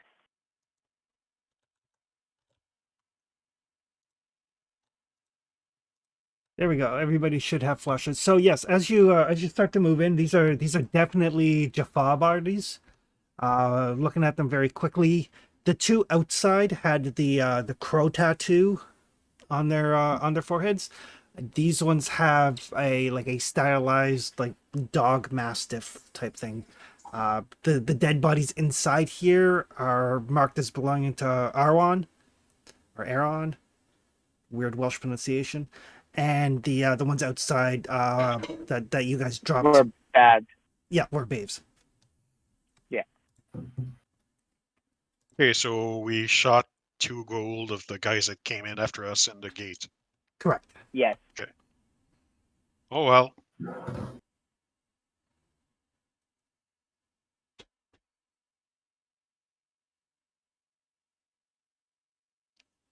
Can I move yet? Should be able to. You may not. There There we go. So I'm gonna come over to his body. I'm gonna poke with my toe and then not look at it and let the people behind me take a look at this body while I cover this area. Okay. I have absolutely no medical, so I can basically go, "Yup, it's a body." I think. I mean, like, search it, check it, figure out what's going on Oh there. yeah, I can frisk the dead body, sure. Look for loose change, clearly. You'll find some elfic boots or something. I mean, I These can Jaffa have science the the fancy body. gun. They do not have the fancy gun. They do not have a Zat. Boo. But they do have the full collar with the helmet that slams up and down. Ooh. And they do have they still have their Matok staffs as well. I mean, those aren't really useful to me. Oh wait, no. Do I automatically get proficiency with that? I think I do. Yeah, you get the Matok staff. Yep. I'll take a Matok staff. Congrats. Gonna assume it does something. I guess I can add it to my weapons, can't I? You push the button. Pointy end goes in the other man. It's a I know. pointing No, I interface. know. I am well aware of how to use it. Thank you. So I added them to your character sheet. So in melee, it does a D10 bludgeoning damage using your dexterity, I believe. I think it's a finesse weapon. You didn't create an item for it, did you? It's not in the weapons list of this stuff. No, it's yeah, you guys may not have permission to see the Jaffa weapons, but they should be on your character sheet now. Oh, yeah, there they are. So as a melee weapon, it does a D10 bludgeoning. And the plasma blast does 3d6 fire damage. It is short range though, like it's the short range is 5 and then the long range is 60. It also has shockwave. So anything within like a meter of where you hit has to make a save or get knocked prone. Yeah. I'm okay with that. That is a weapon of terror, is what that is. It's not a weapon of It's war. supposed to be. Someone gets that reference. Hey, let's shoot that rope. And it does have recharge 1, so you can only fire it every second round. That's fine. Chris, are you giving us the It information? does more for all damage these than or the one that's just sidearm. behind us? Sorry? Is that the information for all the bodies or just the one that's behind us? All 3 of the bodies there that you see are all the same, and the one that you can kind of see like the feet of over here as well.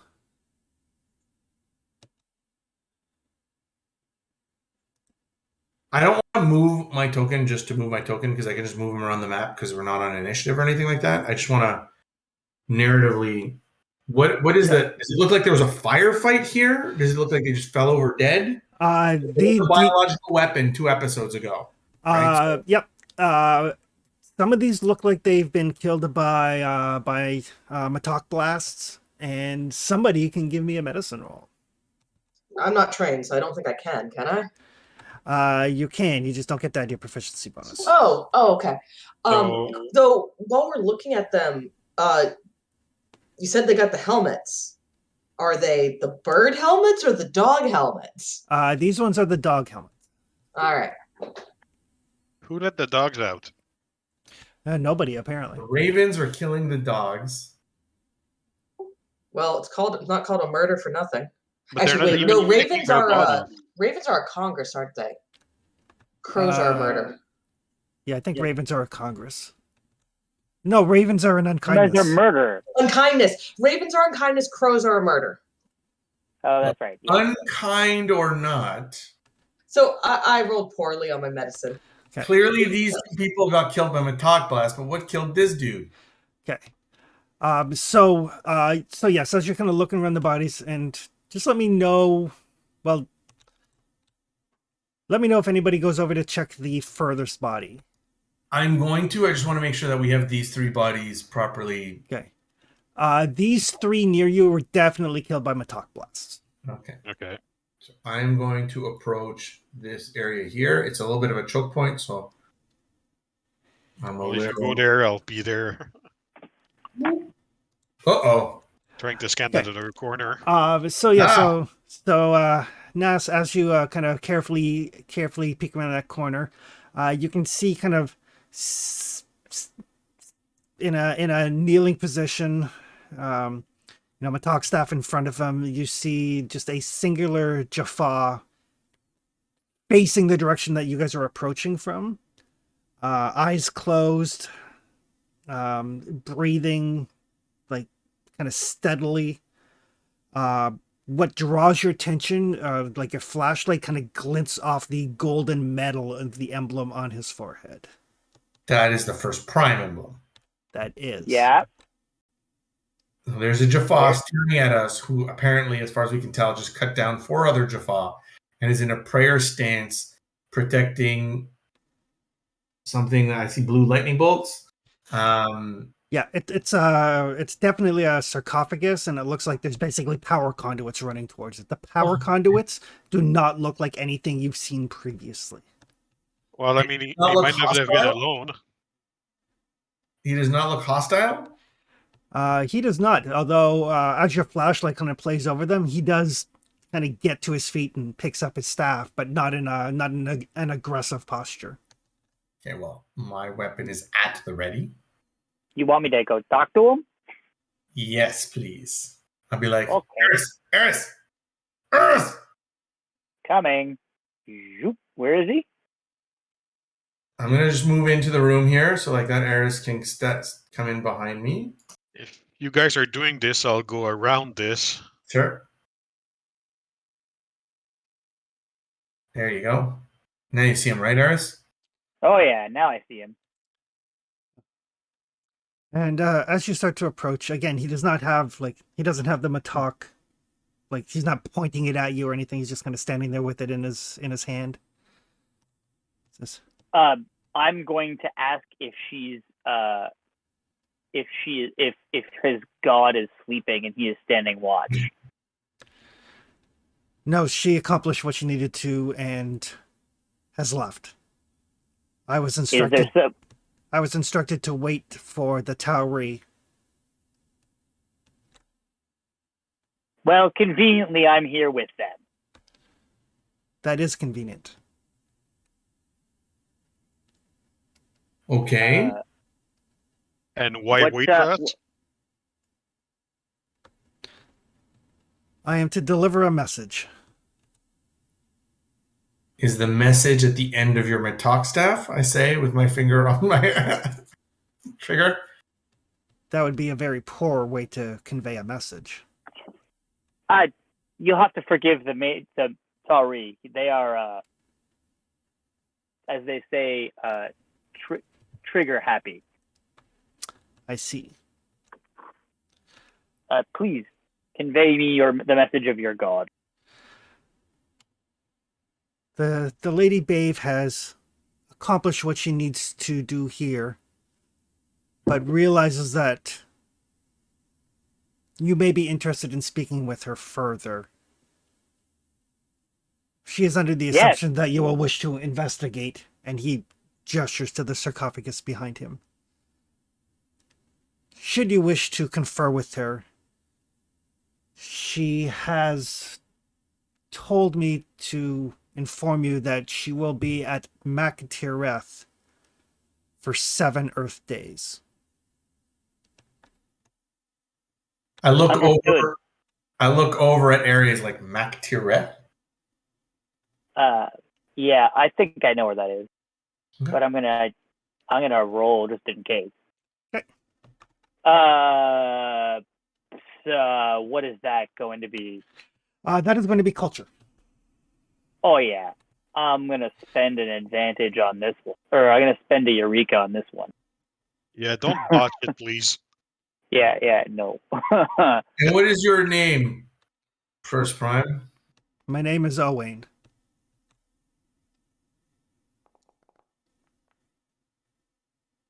Is that the one that we heard from before in the town? No, it is not. Okay. I'm gonna ask what happened to what's the name of the Awen priest that we met in the village? Morais. More. Can you tell me what happened to Morais? I am somewhat curious. Bave had questions for him. Excellent. I will broach no further. So I rolled a 19 on my culture. So what you know of Magtireth? Magtireth was one of the holdings of the System Lord Baelor. Yep. Specifically, it is the planet where his ship was destroyed and crashed into the planet. It's where he died. Okay. Okay. We will. I'll motion to put the guns down. I'll put the Matok staff at my feet, just as a gesture of obviously I am meaning him no harm. Your duty has been performed. You are free to go. None of the Tauri will. You have my word that none of the Tauri will harm you. What? Major? Ares? He just Yes. he nods at you and says, "Thank you." Is he moving to leave? He is. Are you gonna shoot him in the back? I'm not the shoot him in the No. back kind of guy, but He's not our enemy currently. no, but he might have a lot of information that we might want to extract from him. We have been invited to sit and have conversation with his god. Pushing this matter further would not help us. Does he like ring away, or is he just like casually walking out of this cave? No, he's walking. Chris, what are our standing orders in case we come across a first prime? You don't really have any. Okay, cool. They don't. Okay, well, more importantly, like, and the major is going to turn to you and said, "Ares, we're going to have a discussion about this afterwards. First, I see something that is potentially more valuable that would be the reason why we did not exchange gunfire around it." And as he passes by you, he will very carefully and very deliberately, so you know that he's not doing anything. He will reach into a pouch and take out what looks like a little, almost like a clay tablet of sorts, and he will hold it out to Ares. I accept it. It's gate coordinates. Yeah. My I'll lady, hand them to Sam in a minute. my lady understands that the Tauri are not authorized to make such important decisions without deliberation. She will be there for 7 Earth days. Yes, the Tauri have a process. We will ensure that their process is followed, and we thank your lady for being patient with us. We'll be in touch. Yeah. Oh, yeah.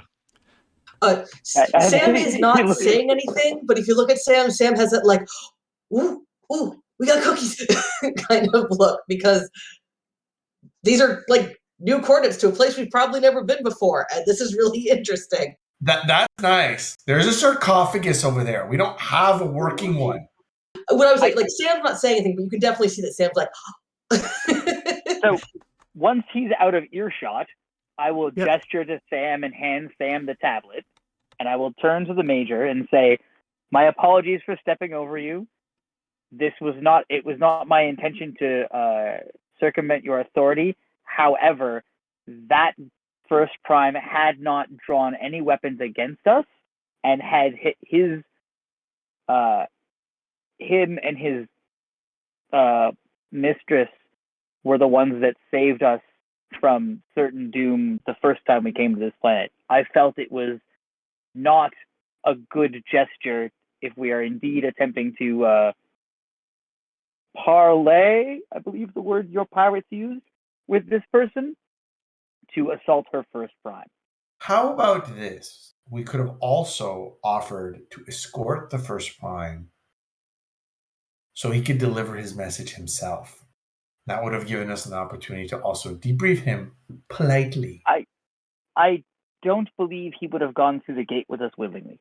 But Regardless, next time, we'll try. I did not want to way. start a firefight near that sarcophagus. We do not have a working one. If I remember correctly, we have 2 non-functional ones. Talking about sarcophagi, just can we check this one's not booby trapped?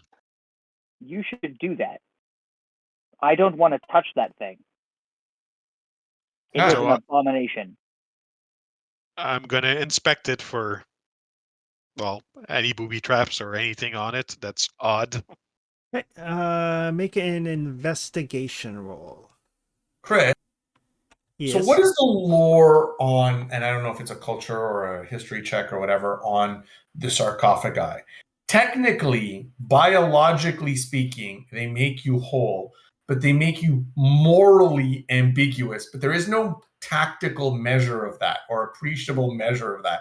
So is that something that we even acknowledge in the military? You know that they're healing. Ares would actually have quite a bit of information on a sarcophagus. Hence Sure. the reason why Ares is like, I'm not going near that abomination. That's fair. Yeah. I can tell you how it works. I can tell you what it does. I can also tell you that my people have sworn we will never use one. Uh-huh. Yeah, but Would you like? Yeah, but There- what? there's still ways of studying the technology and developing some healing tools that are not the sarcophagus. I mean, By all means, if you are welcome to study it. I am not stopping you. My culture and my people will not use one. I will say this. There are members of the Stargate staff that have used a sarcophagus. Both Indeed. O'Neill and Jackson Mhm. have all used it and walked away from it. What I will tell you about the sarcophagus is it has the ability to heal you whole and extend your life. Now, many Tauri and many humans are not meant to live past a certain age. And the sarcophagus allows you to circumvent that. There are attributed mental breakdowns from repeated usage to extend one's life. Indeed, the Fair. system boards.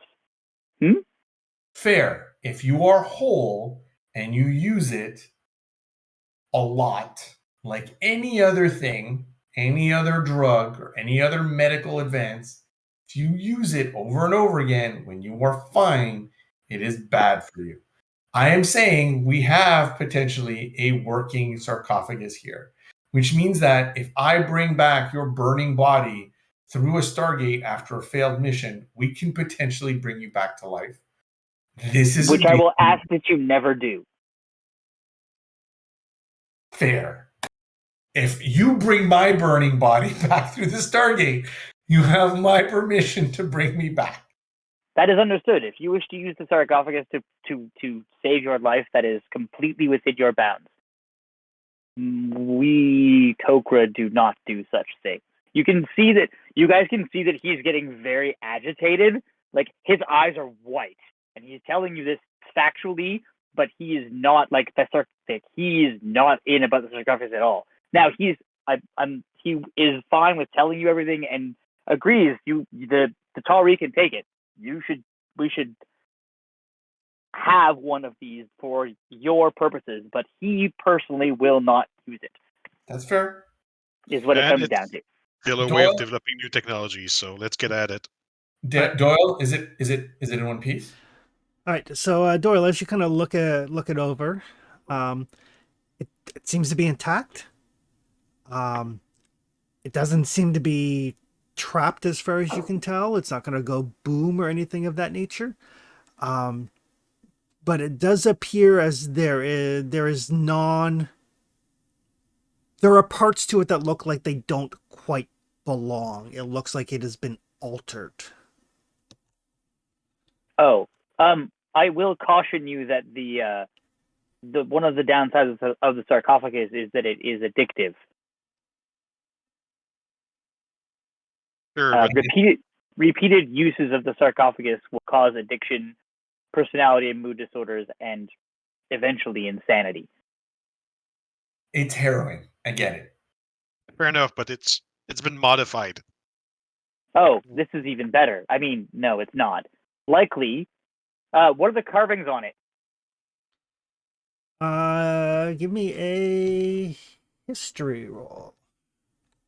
Woohoo. Sam, I don't want to get this wrong, because the last thing I want is my Tari team to go crazy by using sarcophagi. I'm going to spend my other Eureka point on their history roll. Sam, while they're investigating the sarcophagus, can you check to see if there's any ring control commands somewhere here? Yeah, definitely. I'll definitely I've definitely been probably looking at the coordinates to see if there's anything of interest on it. Like probably making a note. Like I probably while people were with the sarcophagus was basically trying to basically making a copy of the data just in case something happens to the tablet.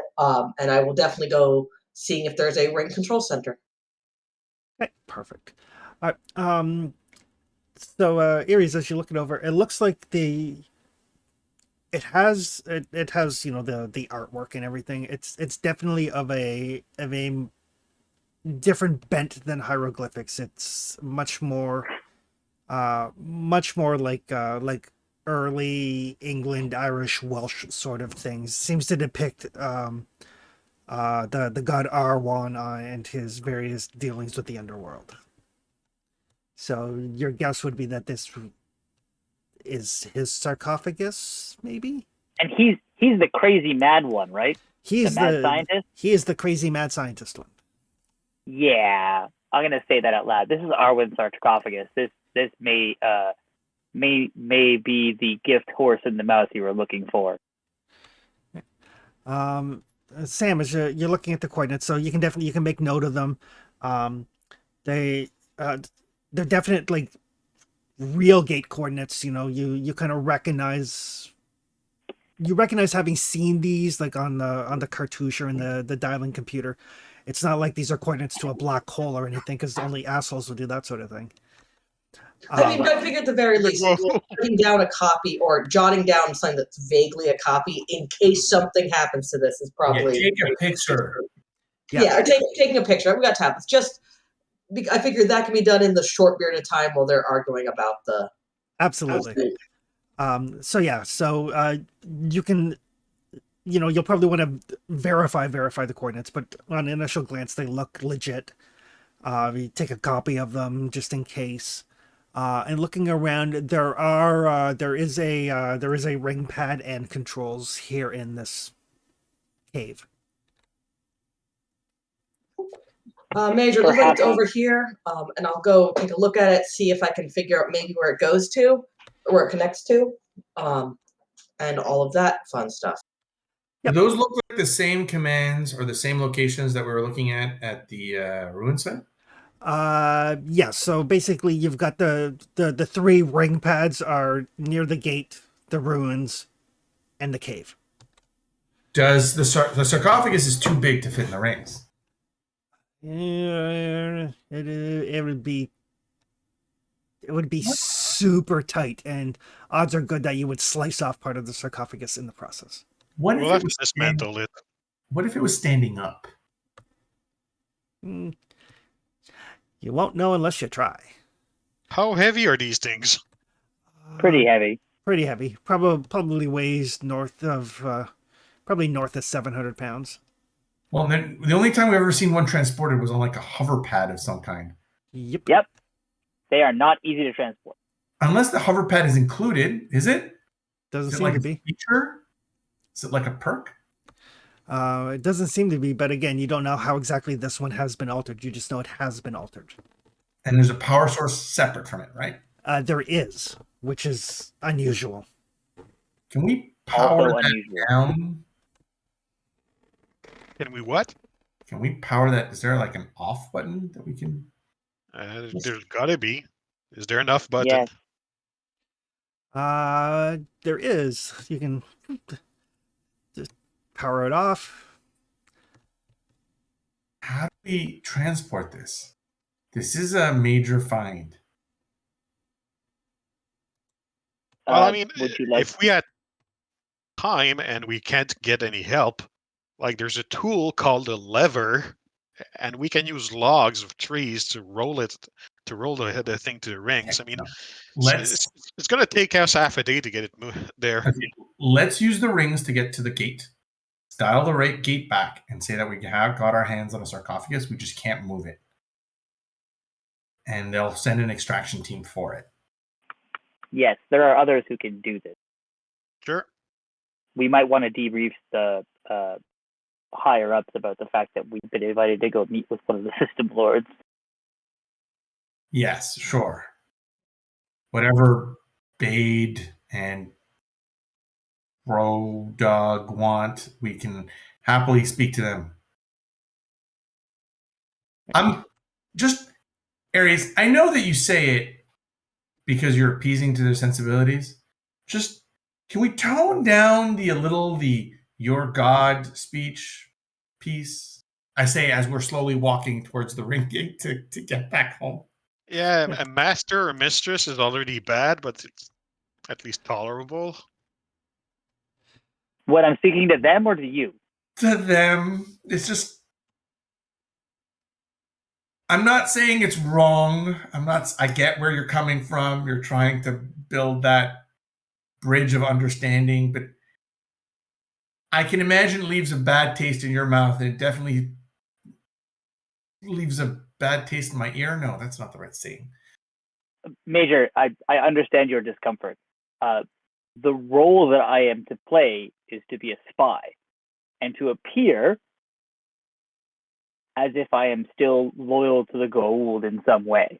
Right. And if I start using Tari terms for them and don't pay attention to the nuances and niceties, it will blow my cover. We don't want that. I get it. I understand. I'm voicing my discomfort.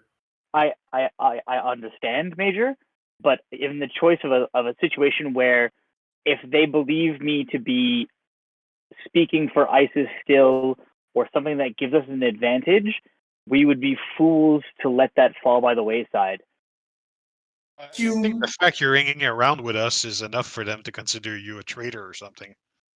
I believe he's expressing an issue with he perhaps is not as good at code switching, whereas if he gets in the habit of using our terms, it may become too first nature. And it's fine. Well, I guess it's not fine, but you're really upset by this. Accept it. I have to accept it. It is what it is. I just don't like it. How about I say it that way? Religion for Tari is often a very personal matter, including even if they do not believe.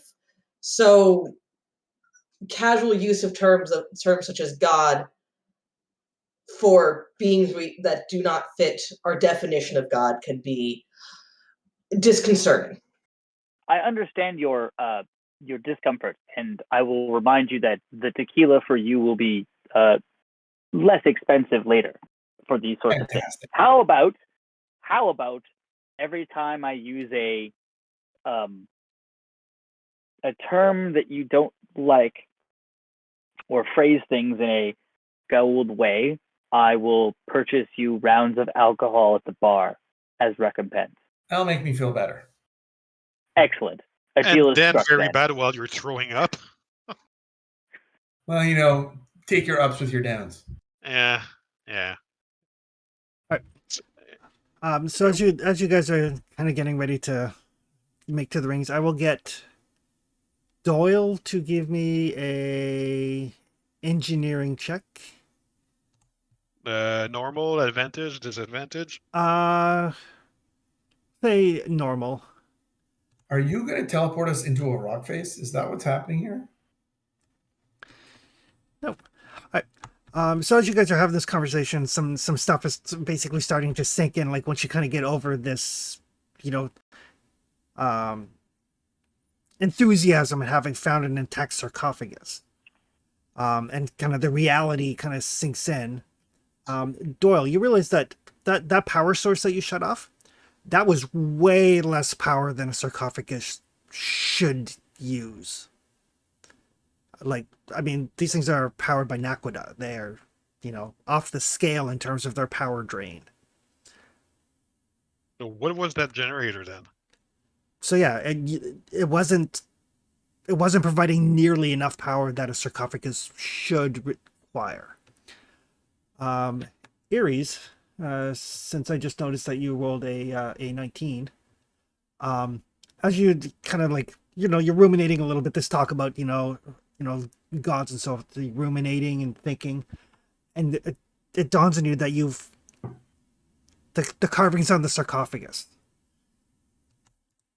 They seem to be reminiscent of a legend called the Pyre Didani, the Cauldron of Rebirth.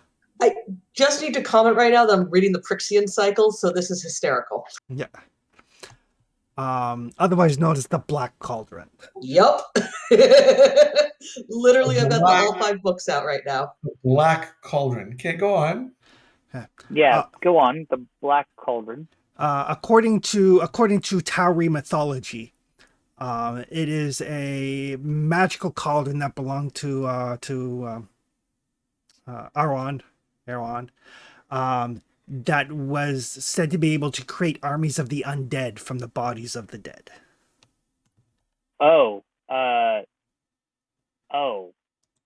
This is not a normal sarcophagus. This is how you Tari would say the zombie maker. I still want to study it. On second thought, don't use it to bring me back. Yes, I will not be using this to bring you back. Is it something that, Major, as the leader of this mission, I have to ask, is this something that should not be left to be found by anyone else? Should it not be recoverable? I was just thinking. We're taking this back. It's required that we take this back. It is an important find. We are taking the rings. We're going to the gate. We're advising the general, and he's going to dispatch whoever he thinks is appropriate, and we will voice our concerns to him. And we will work closely with the research teams if required, if they need our advice and or input. I was just thinking, that generator is odd. Like, I never heard of a sarcophagus with a separate generator like this, and it seems rather small. Because it is not meant to restore you from death to life. It is meant to make you a zombie. And that makes sense with the Jaffa we've seen. Yes. One whose neck broke and didn't break. So does that mean if we get a full power source, it would work correctly? That is probably for our forensic engineers to figure out. That is, yes. I'm not certain that it was. Is that a term? Forensic engineer? Is that what you're questioning me? I just put those two words together. Well, we'll see once it's brought back, but yeah. Okay. I would advise caution and that people shouldn't decide to go for a nap in the sarcophagus. I don't think that was on the We've got table. ice for these kinds of things. We have a whole area for this kind of stuff. Not sure we want to transport that to Earth just yet. Well, I like don't think that's a good idea. we will. At most, it can make one at a time if we put a dead body in it. If we don't put a dead body in it, it won't create anything. Just an item. In any case, we're not transporting it ourselves, and we'll let The general whoever in charge figure it out. We will say that Phoenix 4 is in charge of artifact retrieval. There you go. Phoenix 4 will probably handle it. We'll talk to the general. So, Chris, we're going to take the rings to the gate to the gate room, tell the general we found a sarcophagus, and tell him it doesn't fit in the rings. So we're going to need some way to get it back. And that it's not a regular sarcophagus. It makes zombies. Yeah. Apparently. So you make your way back to the gate room, no problem. The rings make travel through the forest so much easier. Way easier. Time. Way easier. Less frog bats. They were Yeah. fun to shoot at. Which those are actually based off of a mythological Welsh creature. A frog bat? It's called a water leaper. A water what? Combat. A water leaper. Or a Lamhigwian year dyer. But yeah, it is described as a frog-like creature with the bat-like wings for its front legs and a scorpion-like tail. I was like, oh, that sounds like a cool monster. I should use that. Because I wanted something Welsh, but I didn't want to use the hounds, Kunanoon? Yeah, I didn't want to use them because I was like, there's got to be other weird shit. So the general will dispatch Phoenix 4 to retrieve the sarcophagus. You guys get your debrief. You see, you meet up with Arteu, who has made sure that the prisoners / refugees are, they go through quarantine procedure and so on and so forth. Gets them kind of settled into Haven, working with some people to get them rehomed. Are you guys telling the general about the meeting with Dave? Absolutely. Oh yes, I am. Or Sure, the but gen- I'm or the way major more can. interested in the sarcophagus. It comes with yeah. we let our first prime walk away because he didn't level his gun at us or his staff weapon at us. That's probably for the best. Otherwise, I doubt you would have made it home.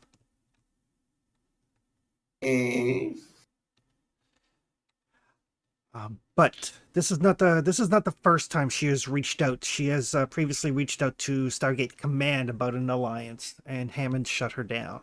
So what is it with these? They're just trying to kill each other. Why don't we just let them kill each other? Why are they trying to get us involved?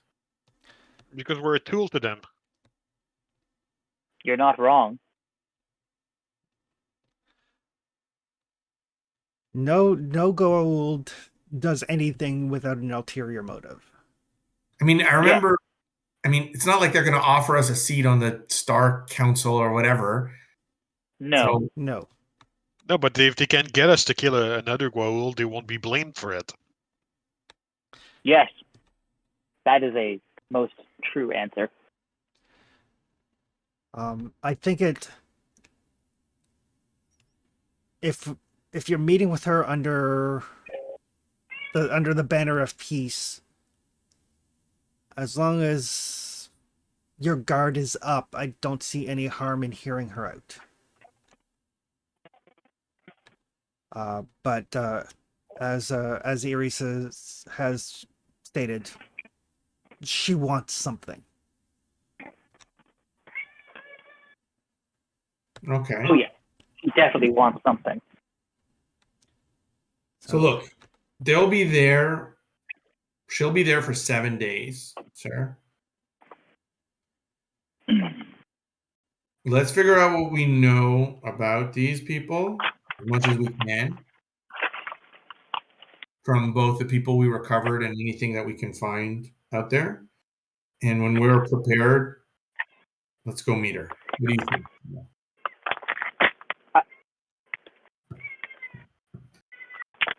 Agreed. I will reach out to General Hammond and see what information he may have. And I We mean, did meet with her last time.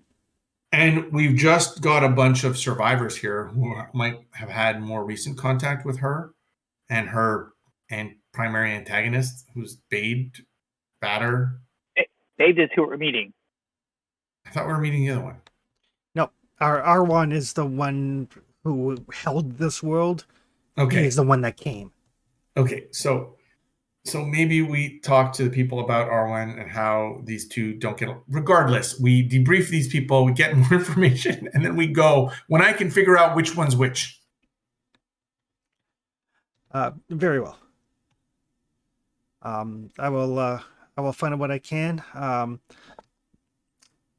And he looks to Sam. He's like, check the Ash archives for any information that they may have on Mag Tarath. You said you have 7 days, so decide when you would like to make way.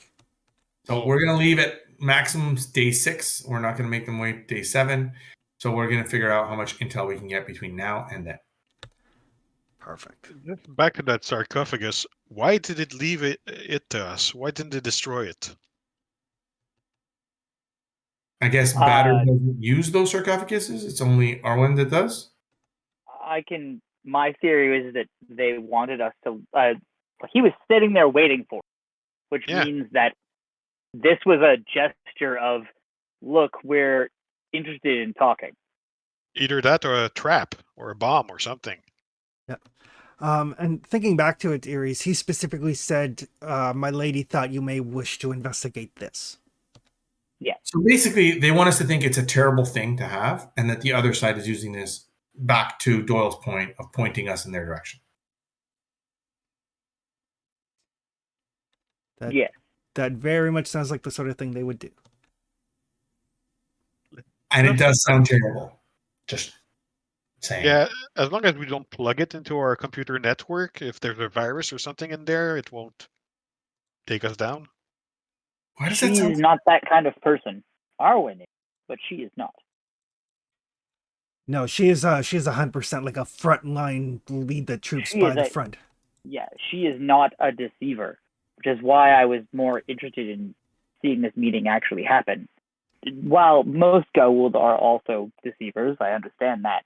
She is less likely to have conniving and surreptitious motives than, say, the rest of them. Oh yeah, she is a, how would you say? She is a fighter, not a schemer. Yeah, but maybe the original guy left something behind in there just in case. Like, let's use extreme caution. That's all. We obviously should be very cautious about doing anything near that thing.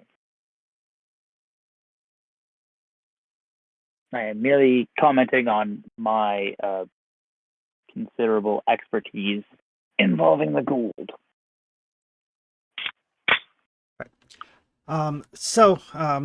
Basically just kind of like as a setup going into the next session.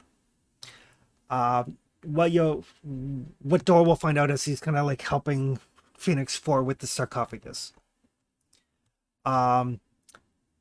It's been reconfigured so it only rejuvenates parts of the body, basically physical functionality, very, very little way in the way of brain activity.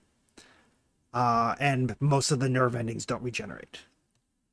So they don't feel anything. There's also, and this is the part that really draws your attention, is while it is doing so, it also uses some sort of like complex algorithm to hardwire what brain activity there is so that they become little more than organic robots. How? Would there be a way of removing the modifications and bringing it back to its original state? That is the sort of thing that you can actually, there's what's called engineering downtimes. Basically, you can do science stuff in downtime to work towards a project. Ooh. Should we work together on something like this? Fuck yeah. You should, and basically it will take place over several episodes because obviously this is a very big thing. So you can kind of tinker away with it. So periodically during the episodes, there'll be like a little, cutaway scene as you guys are like working on things in the lab until you reach a certain threshold of successes and have your device done. But it is definitely something that you can work on doing. I mean, to your mind, it is. It's almost like an organic computer, which means if you can find the right way to interface with it, you could, come up with a. I hate to use the term virus in this day and age, but. We understand the malware. Does that make you feel better? There you go. You can come up with a version of malware, maybe, but definitely something you can work on in the lab. A worm, As long as it's not ransomware. Yeah. Oh my god. Now remember, this did happen, right? In Stargate, as Stargate Command, put a virus in some other Goa'uld. So when that Goa'uld plugged it into the network, it crashed an entire mothership, right? Yep. Yes. So let's keep our computers separate from the network for anything we plug into that thing. But you air Keep gap it on a closed network. You air gap it. The other thing that that the team discovers over these like 4 or 5 days of like heavy duty research is that due to all the shortcuts in the rejuvenation process, the power requirement is much lower. It doesn't require like an aqueduct generator or anything of that nature. You could probably hook this up to a car battery. That being said, like, is there anything of use or impressive about the power source it had? No, it looks like it was something just cobbled together, but specifically doesn't give off the same power signature that an aqueduct generator does, so it would be harder for the Goa'uld to detect. Fair enough. Hey, you know what? Portable, compact power sources are always interesting science. True. I mean, if it's not working on combustion or anything, that could be pretty useful. Yeah. And the other key thing that you find during this kind of discovery downtime is that as a result of all of the shortcuts on the rejuvenation process, the fact that it doesn't have to regrow the nerves or anything like that, the process is much faster. Like, could there be a way of turning this into some kind of first aid tool? Like, not bringing people back to life, but just patching them up? Like, instead of having to tourniquet a leg and then lose the limb. Well, that's the whole thing, right? It's not turning anything off; it's bringing stuff back. So if their brain, but it is messing works, with the brain, right? No, it's bringing back only certain pieces of the brain. But if your brain is already there, it's not like it's purposefully turning stuff off. Not that I'm willing to try, but you can put a mouse in there and figure out what happens. You know, like as the saying goes, you can certainly try. The things that Sam will find out about Mag-Turath from the Ash archives. It's a planet that has essentially been ruined by warfare. It was the cornerstone of Baelor's military might and Dagda's and now Morrigan's. It is where she trains for Jaffa. It's a wasteland. The atmosphere is all but destroyed when Baelor's Hatak crashed into the planet. So the planet is probably only capable of sustaining life for maybe another decade. It's rock and sand and dirt and heat. And they train there. That is where Morrigan trains her Jaffa. So we're going in to her military fortress. You're going into her sister's military fortress. Okay. Sorry. My bad. So if we break anything, we break her sister's stuff, not hers. Yeah. The temperature on the planet tends to fluctuate pretty wildly between really, really freaking hot and really, really freaking cold, much like a desert does with the day-night cycle. It is prone to earthquakes, almost daily. There are no known native life forms. No known native flora. Whatever they are feeding their armies as they train them all has to be brought in. So it's a ball of rock. Yeah, it is pretty much it. It is a dying planet, and it is harsh, and it's no wonder that they train there so that only the best of the best survive, sort of thing. Okay. Chris. Yes. During our downtime sessions, I'm pretty sure we don't need to list them now, but a lot of my character's time is going to be try to understand, get it through his thick head of which sister is which and which one does what and who is whom. Okay. So the long and short of it is more. You don't need to explain to me now if you don't want to. It's fine. Well, I'll explain now. That way, if anybody watches this at some point and they're like, "Who's who?" So Baylor was a system lord. Baylor was killed by his underlings, by Morgan, Lou, and Maman and MacLear.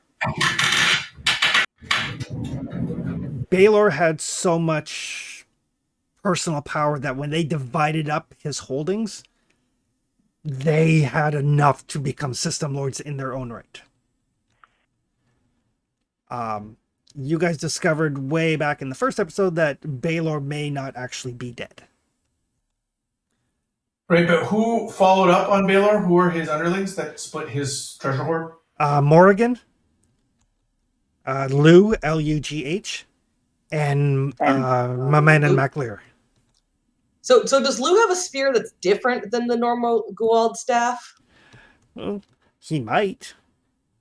That tends to be how this like ancient aliens section of Stargate goes. So Morrigan, Lou, and Manan MacLear. MANNAN space MAC space LIR. So the three of them divided up his holdings. Bave, BADB, BD. I can't remember. Isn't it? Is it DH?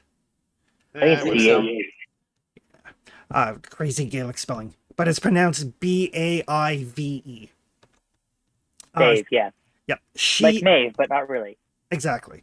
She is Morgan's sister. And she is the one that has reached out to you. And she's the dog or the crow? She's the crow. And the dog is? The dog belongs to the Welsh god Arwen, ARAWN, who is the god of the underworld, but as you guys have come to find out, is a like crazy Goa'uld mad scientist. Which has nothing to do with Baylor. As far as you know, there is no connection to him and Baylor. And the only connection between Arwen and Morgan and Lou and Mamanam MacLear and Babe is that Babe and Arwen are at each other's throats. Yes, they seem to be.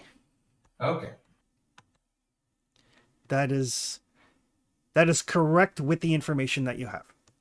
Fantastic. I will be spending my downtime learning more and more about two sisters we're going to go talk to. Perfect. I will. There is actually some information that you will be able to find out through your Tok'ra network.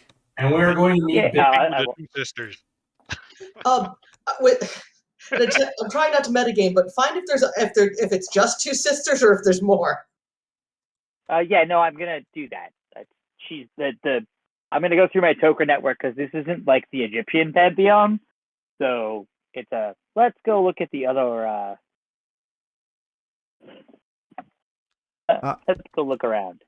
Perfect. So yeah, so I'll send Also, you. watching a Disney movie that confuses the hell out of you.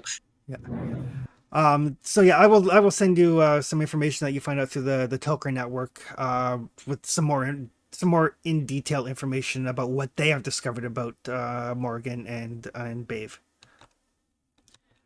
Other than that, everybody, you guys can have we'll say 4 mission points. That puts us at 12. I'm Right? already at 12. So, Oh, sorry. So we're at 16. well, it depends how many games you attended. Yeah, It puts us at an extra 6, which puts us at level 4 with 1 mission point left. And Ah, what should the okay? Apparently my mission point space is blank. I don't know why. okay. So we think we're at level 4, right? Level, because you get 5 for level. We had 2 plus 4 is 6, which is level 4 plus 1. Okay. For a total of 16 mission points, right? yes. I had us at level 3. Yeah, Like- we were at 3. Oh, okay. He just Yeah, said we were at 3. And We're now we just 4 leveled. plus 1. gotcha. Okay. Yeah. So we level up to I'm 4. gonna roll a D8 for hit points. For me, anyway. We're all D8s except the soldier guy. Woohoo! Soldiers. 66 puts me at 38. 4. All right, and then at level 4 we all get our ability increase. Yes, you get an ability score increase, and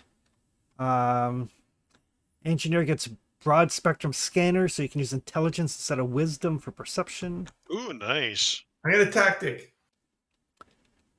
Scientists get a resilient mind, so if you take intelligence, wisdom, or charisma damage, you reduce the amount suffered by 1 point. Yeehaw. Resilient Mind, you said it's called? Yep.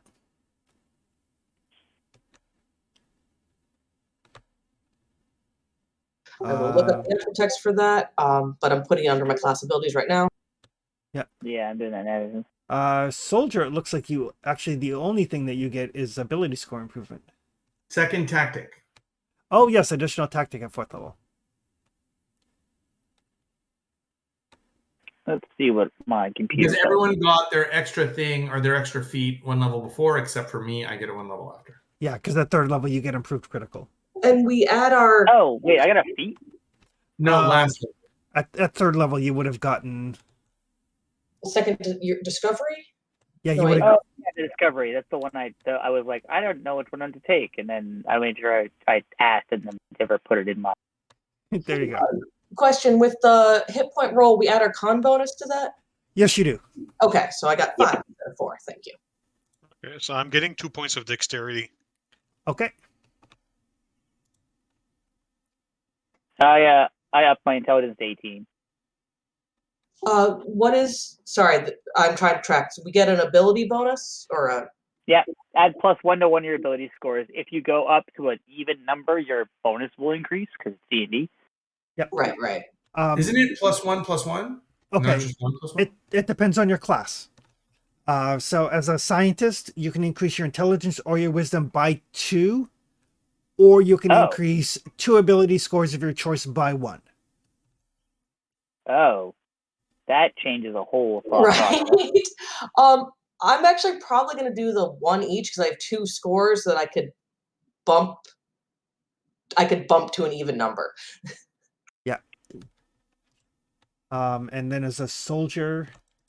Yeah, I'm going to do that. 1 by 2 or 2 other ones by 1. Yep. So strength or con or 2 other ones. I'm doing con and intelligence by 1 each. I don't know if that changes the hit points I get for this level or not. What's it bring your con to? From 1 to 2. So you would get 4 extra hit points because it becomes retroactive. Instead of just the 1, okay. Yeah. Oh, okay. So I added the 1, and then there's an additional 4 added onto that. It would be an additional. Yes. Okay. Thank you. And I'm bumping my intelligence to 16. Okay. And then. Yeah, I bumped my into 18, wisdom to 16. Woohoo. Perfect. All right. And then Fabian, you said you were raising your dex. Well, yeah, I mean, might as well munchkin a bit. It increases my AC and it makes me nastier with a gun Yeah. and with a knife too. Yeah. Any finesse weapon. Yeah. All right. So there you go. You guys have successfully investigated the Cave of Death, found out a bunch of stuff. And next time we'll get to go and have a social with a Gwald. That'll be interesting. Swear to God, if you keep calling her my God. Oh, not my god. I said their god. I mean, I can just start linking Jethro Tull in here if we're going to talk about my god, but It's all good. It's all good. It's all good. Alrighty. So we'll see everybody next Tuesday for session 5. Catch you later, everyone. Thanks, everybody. Thanks, Take care. guys. Thank you. Have a great night, everybody. You too. Bye-bye. Bye. Bye.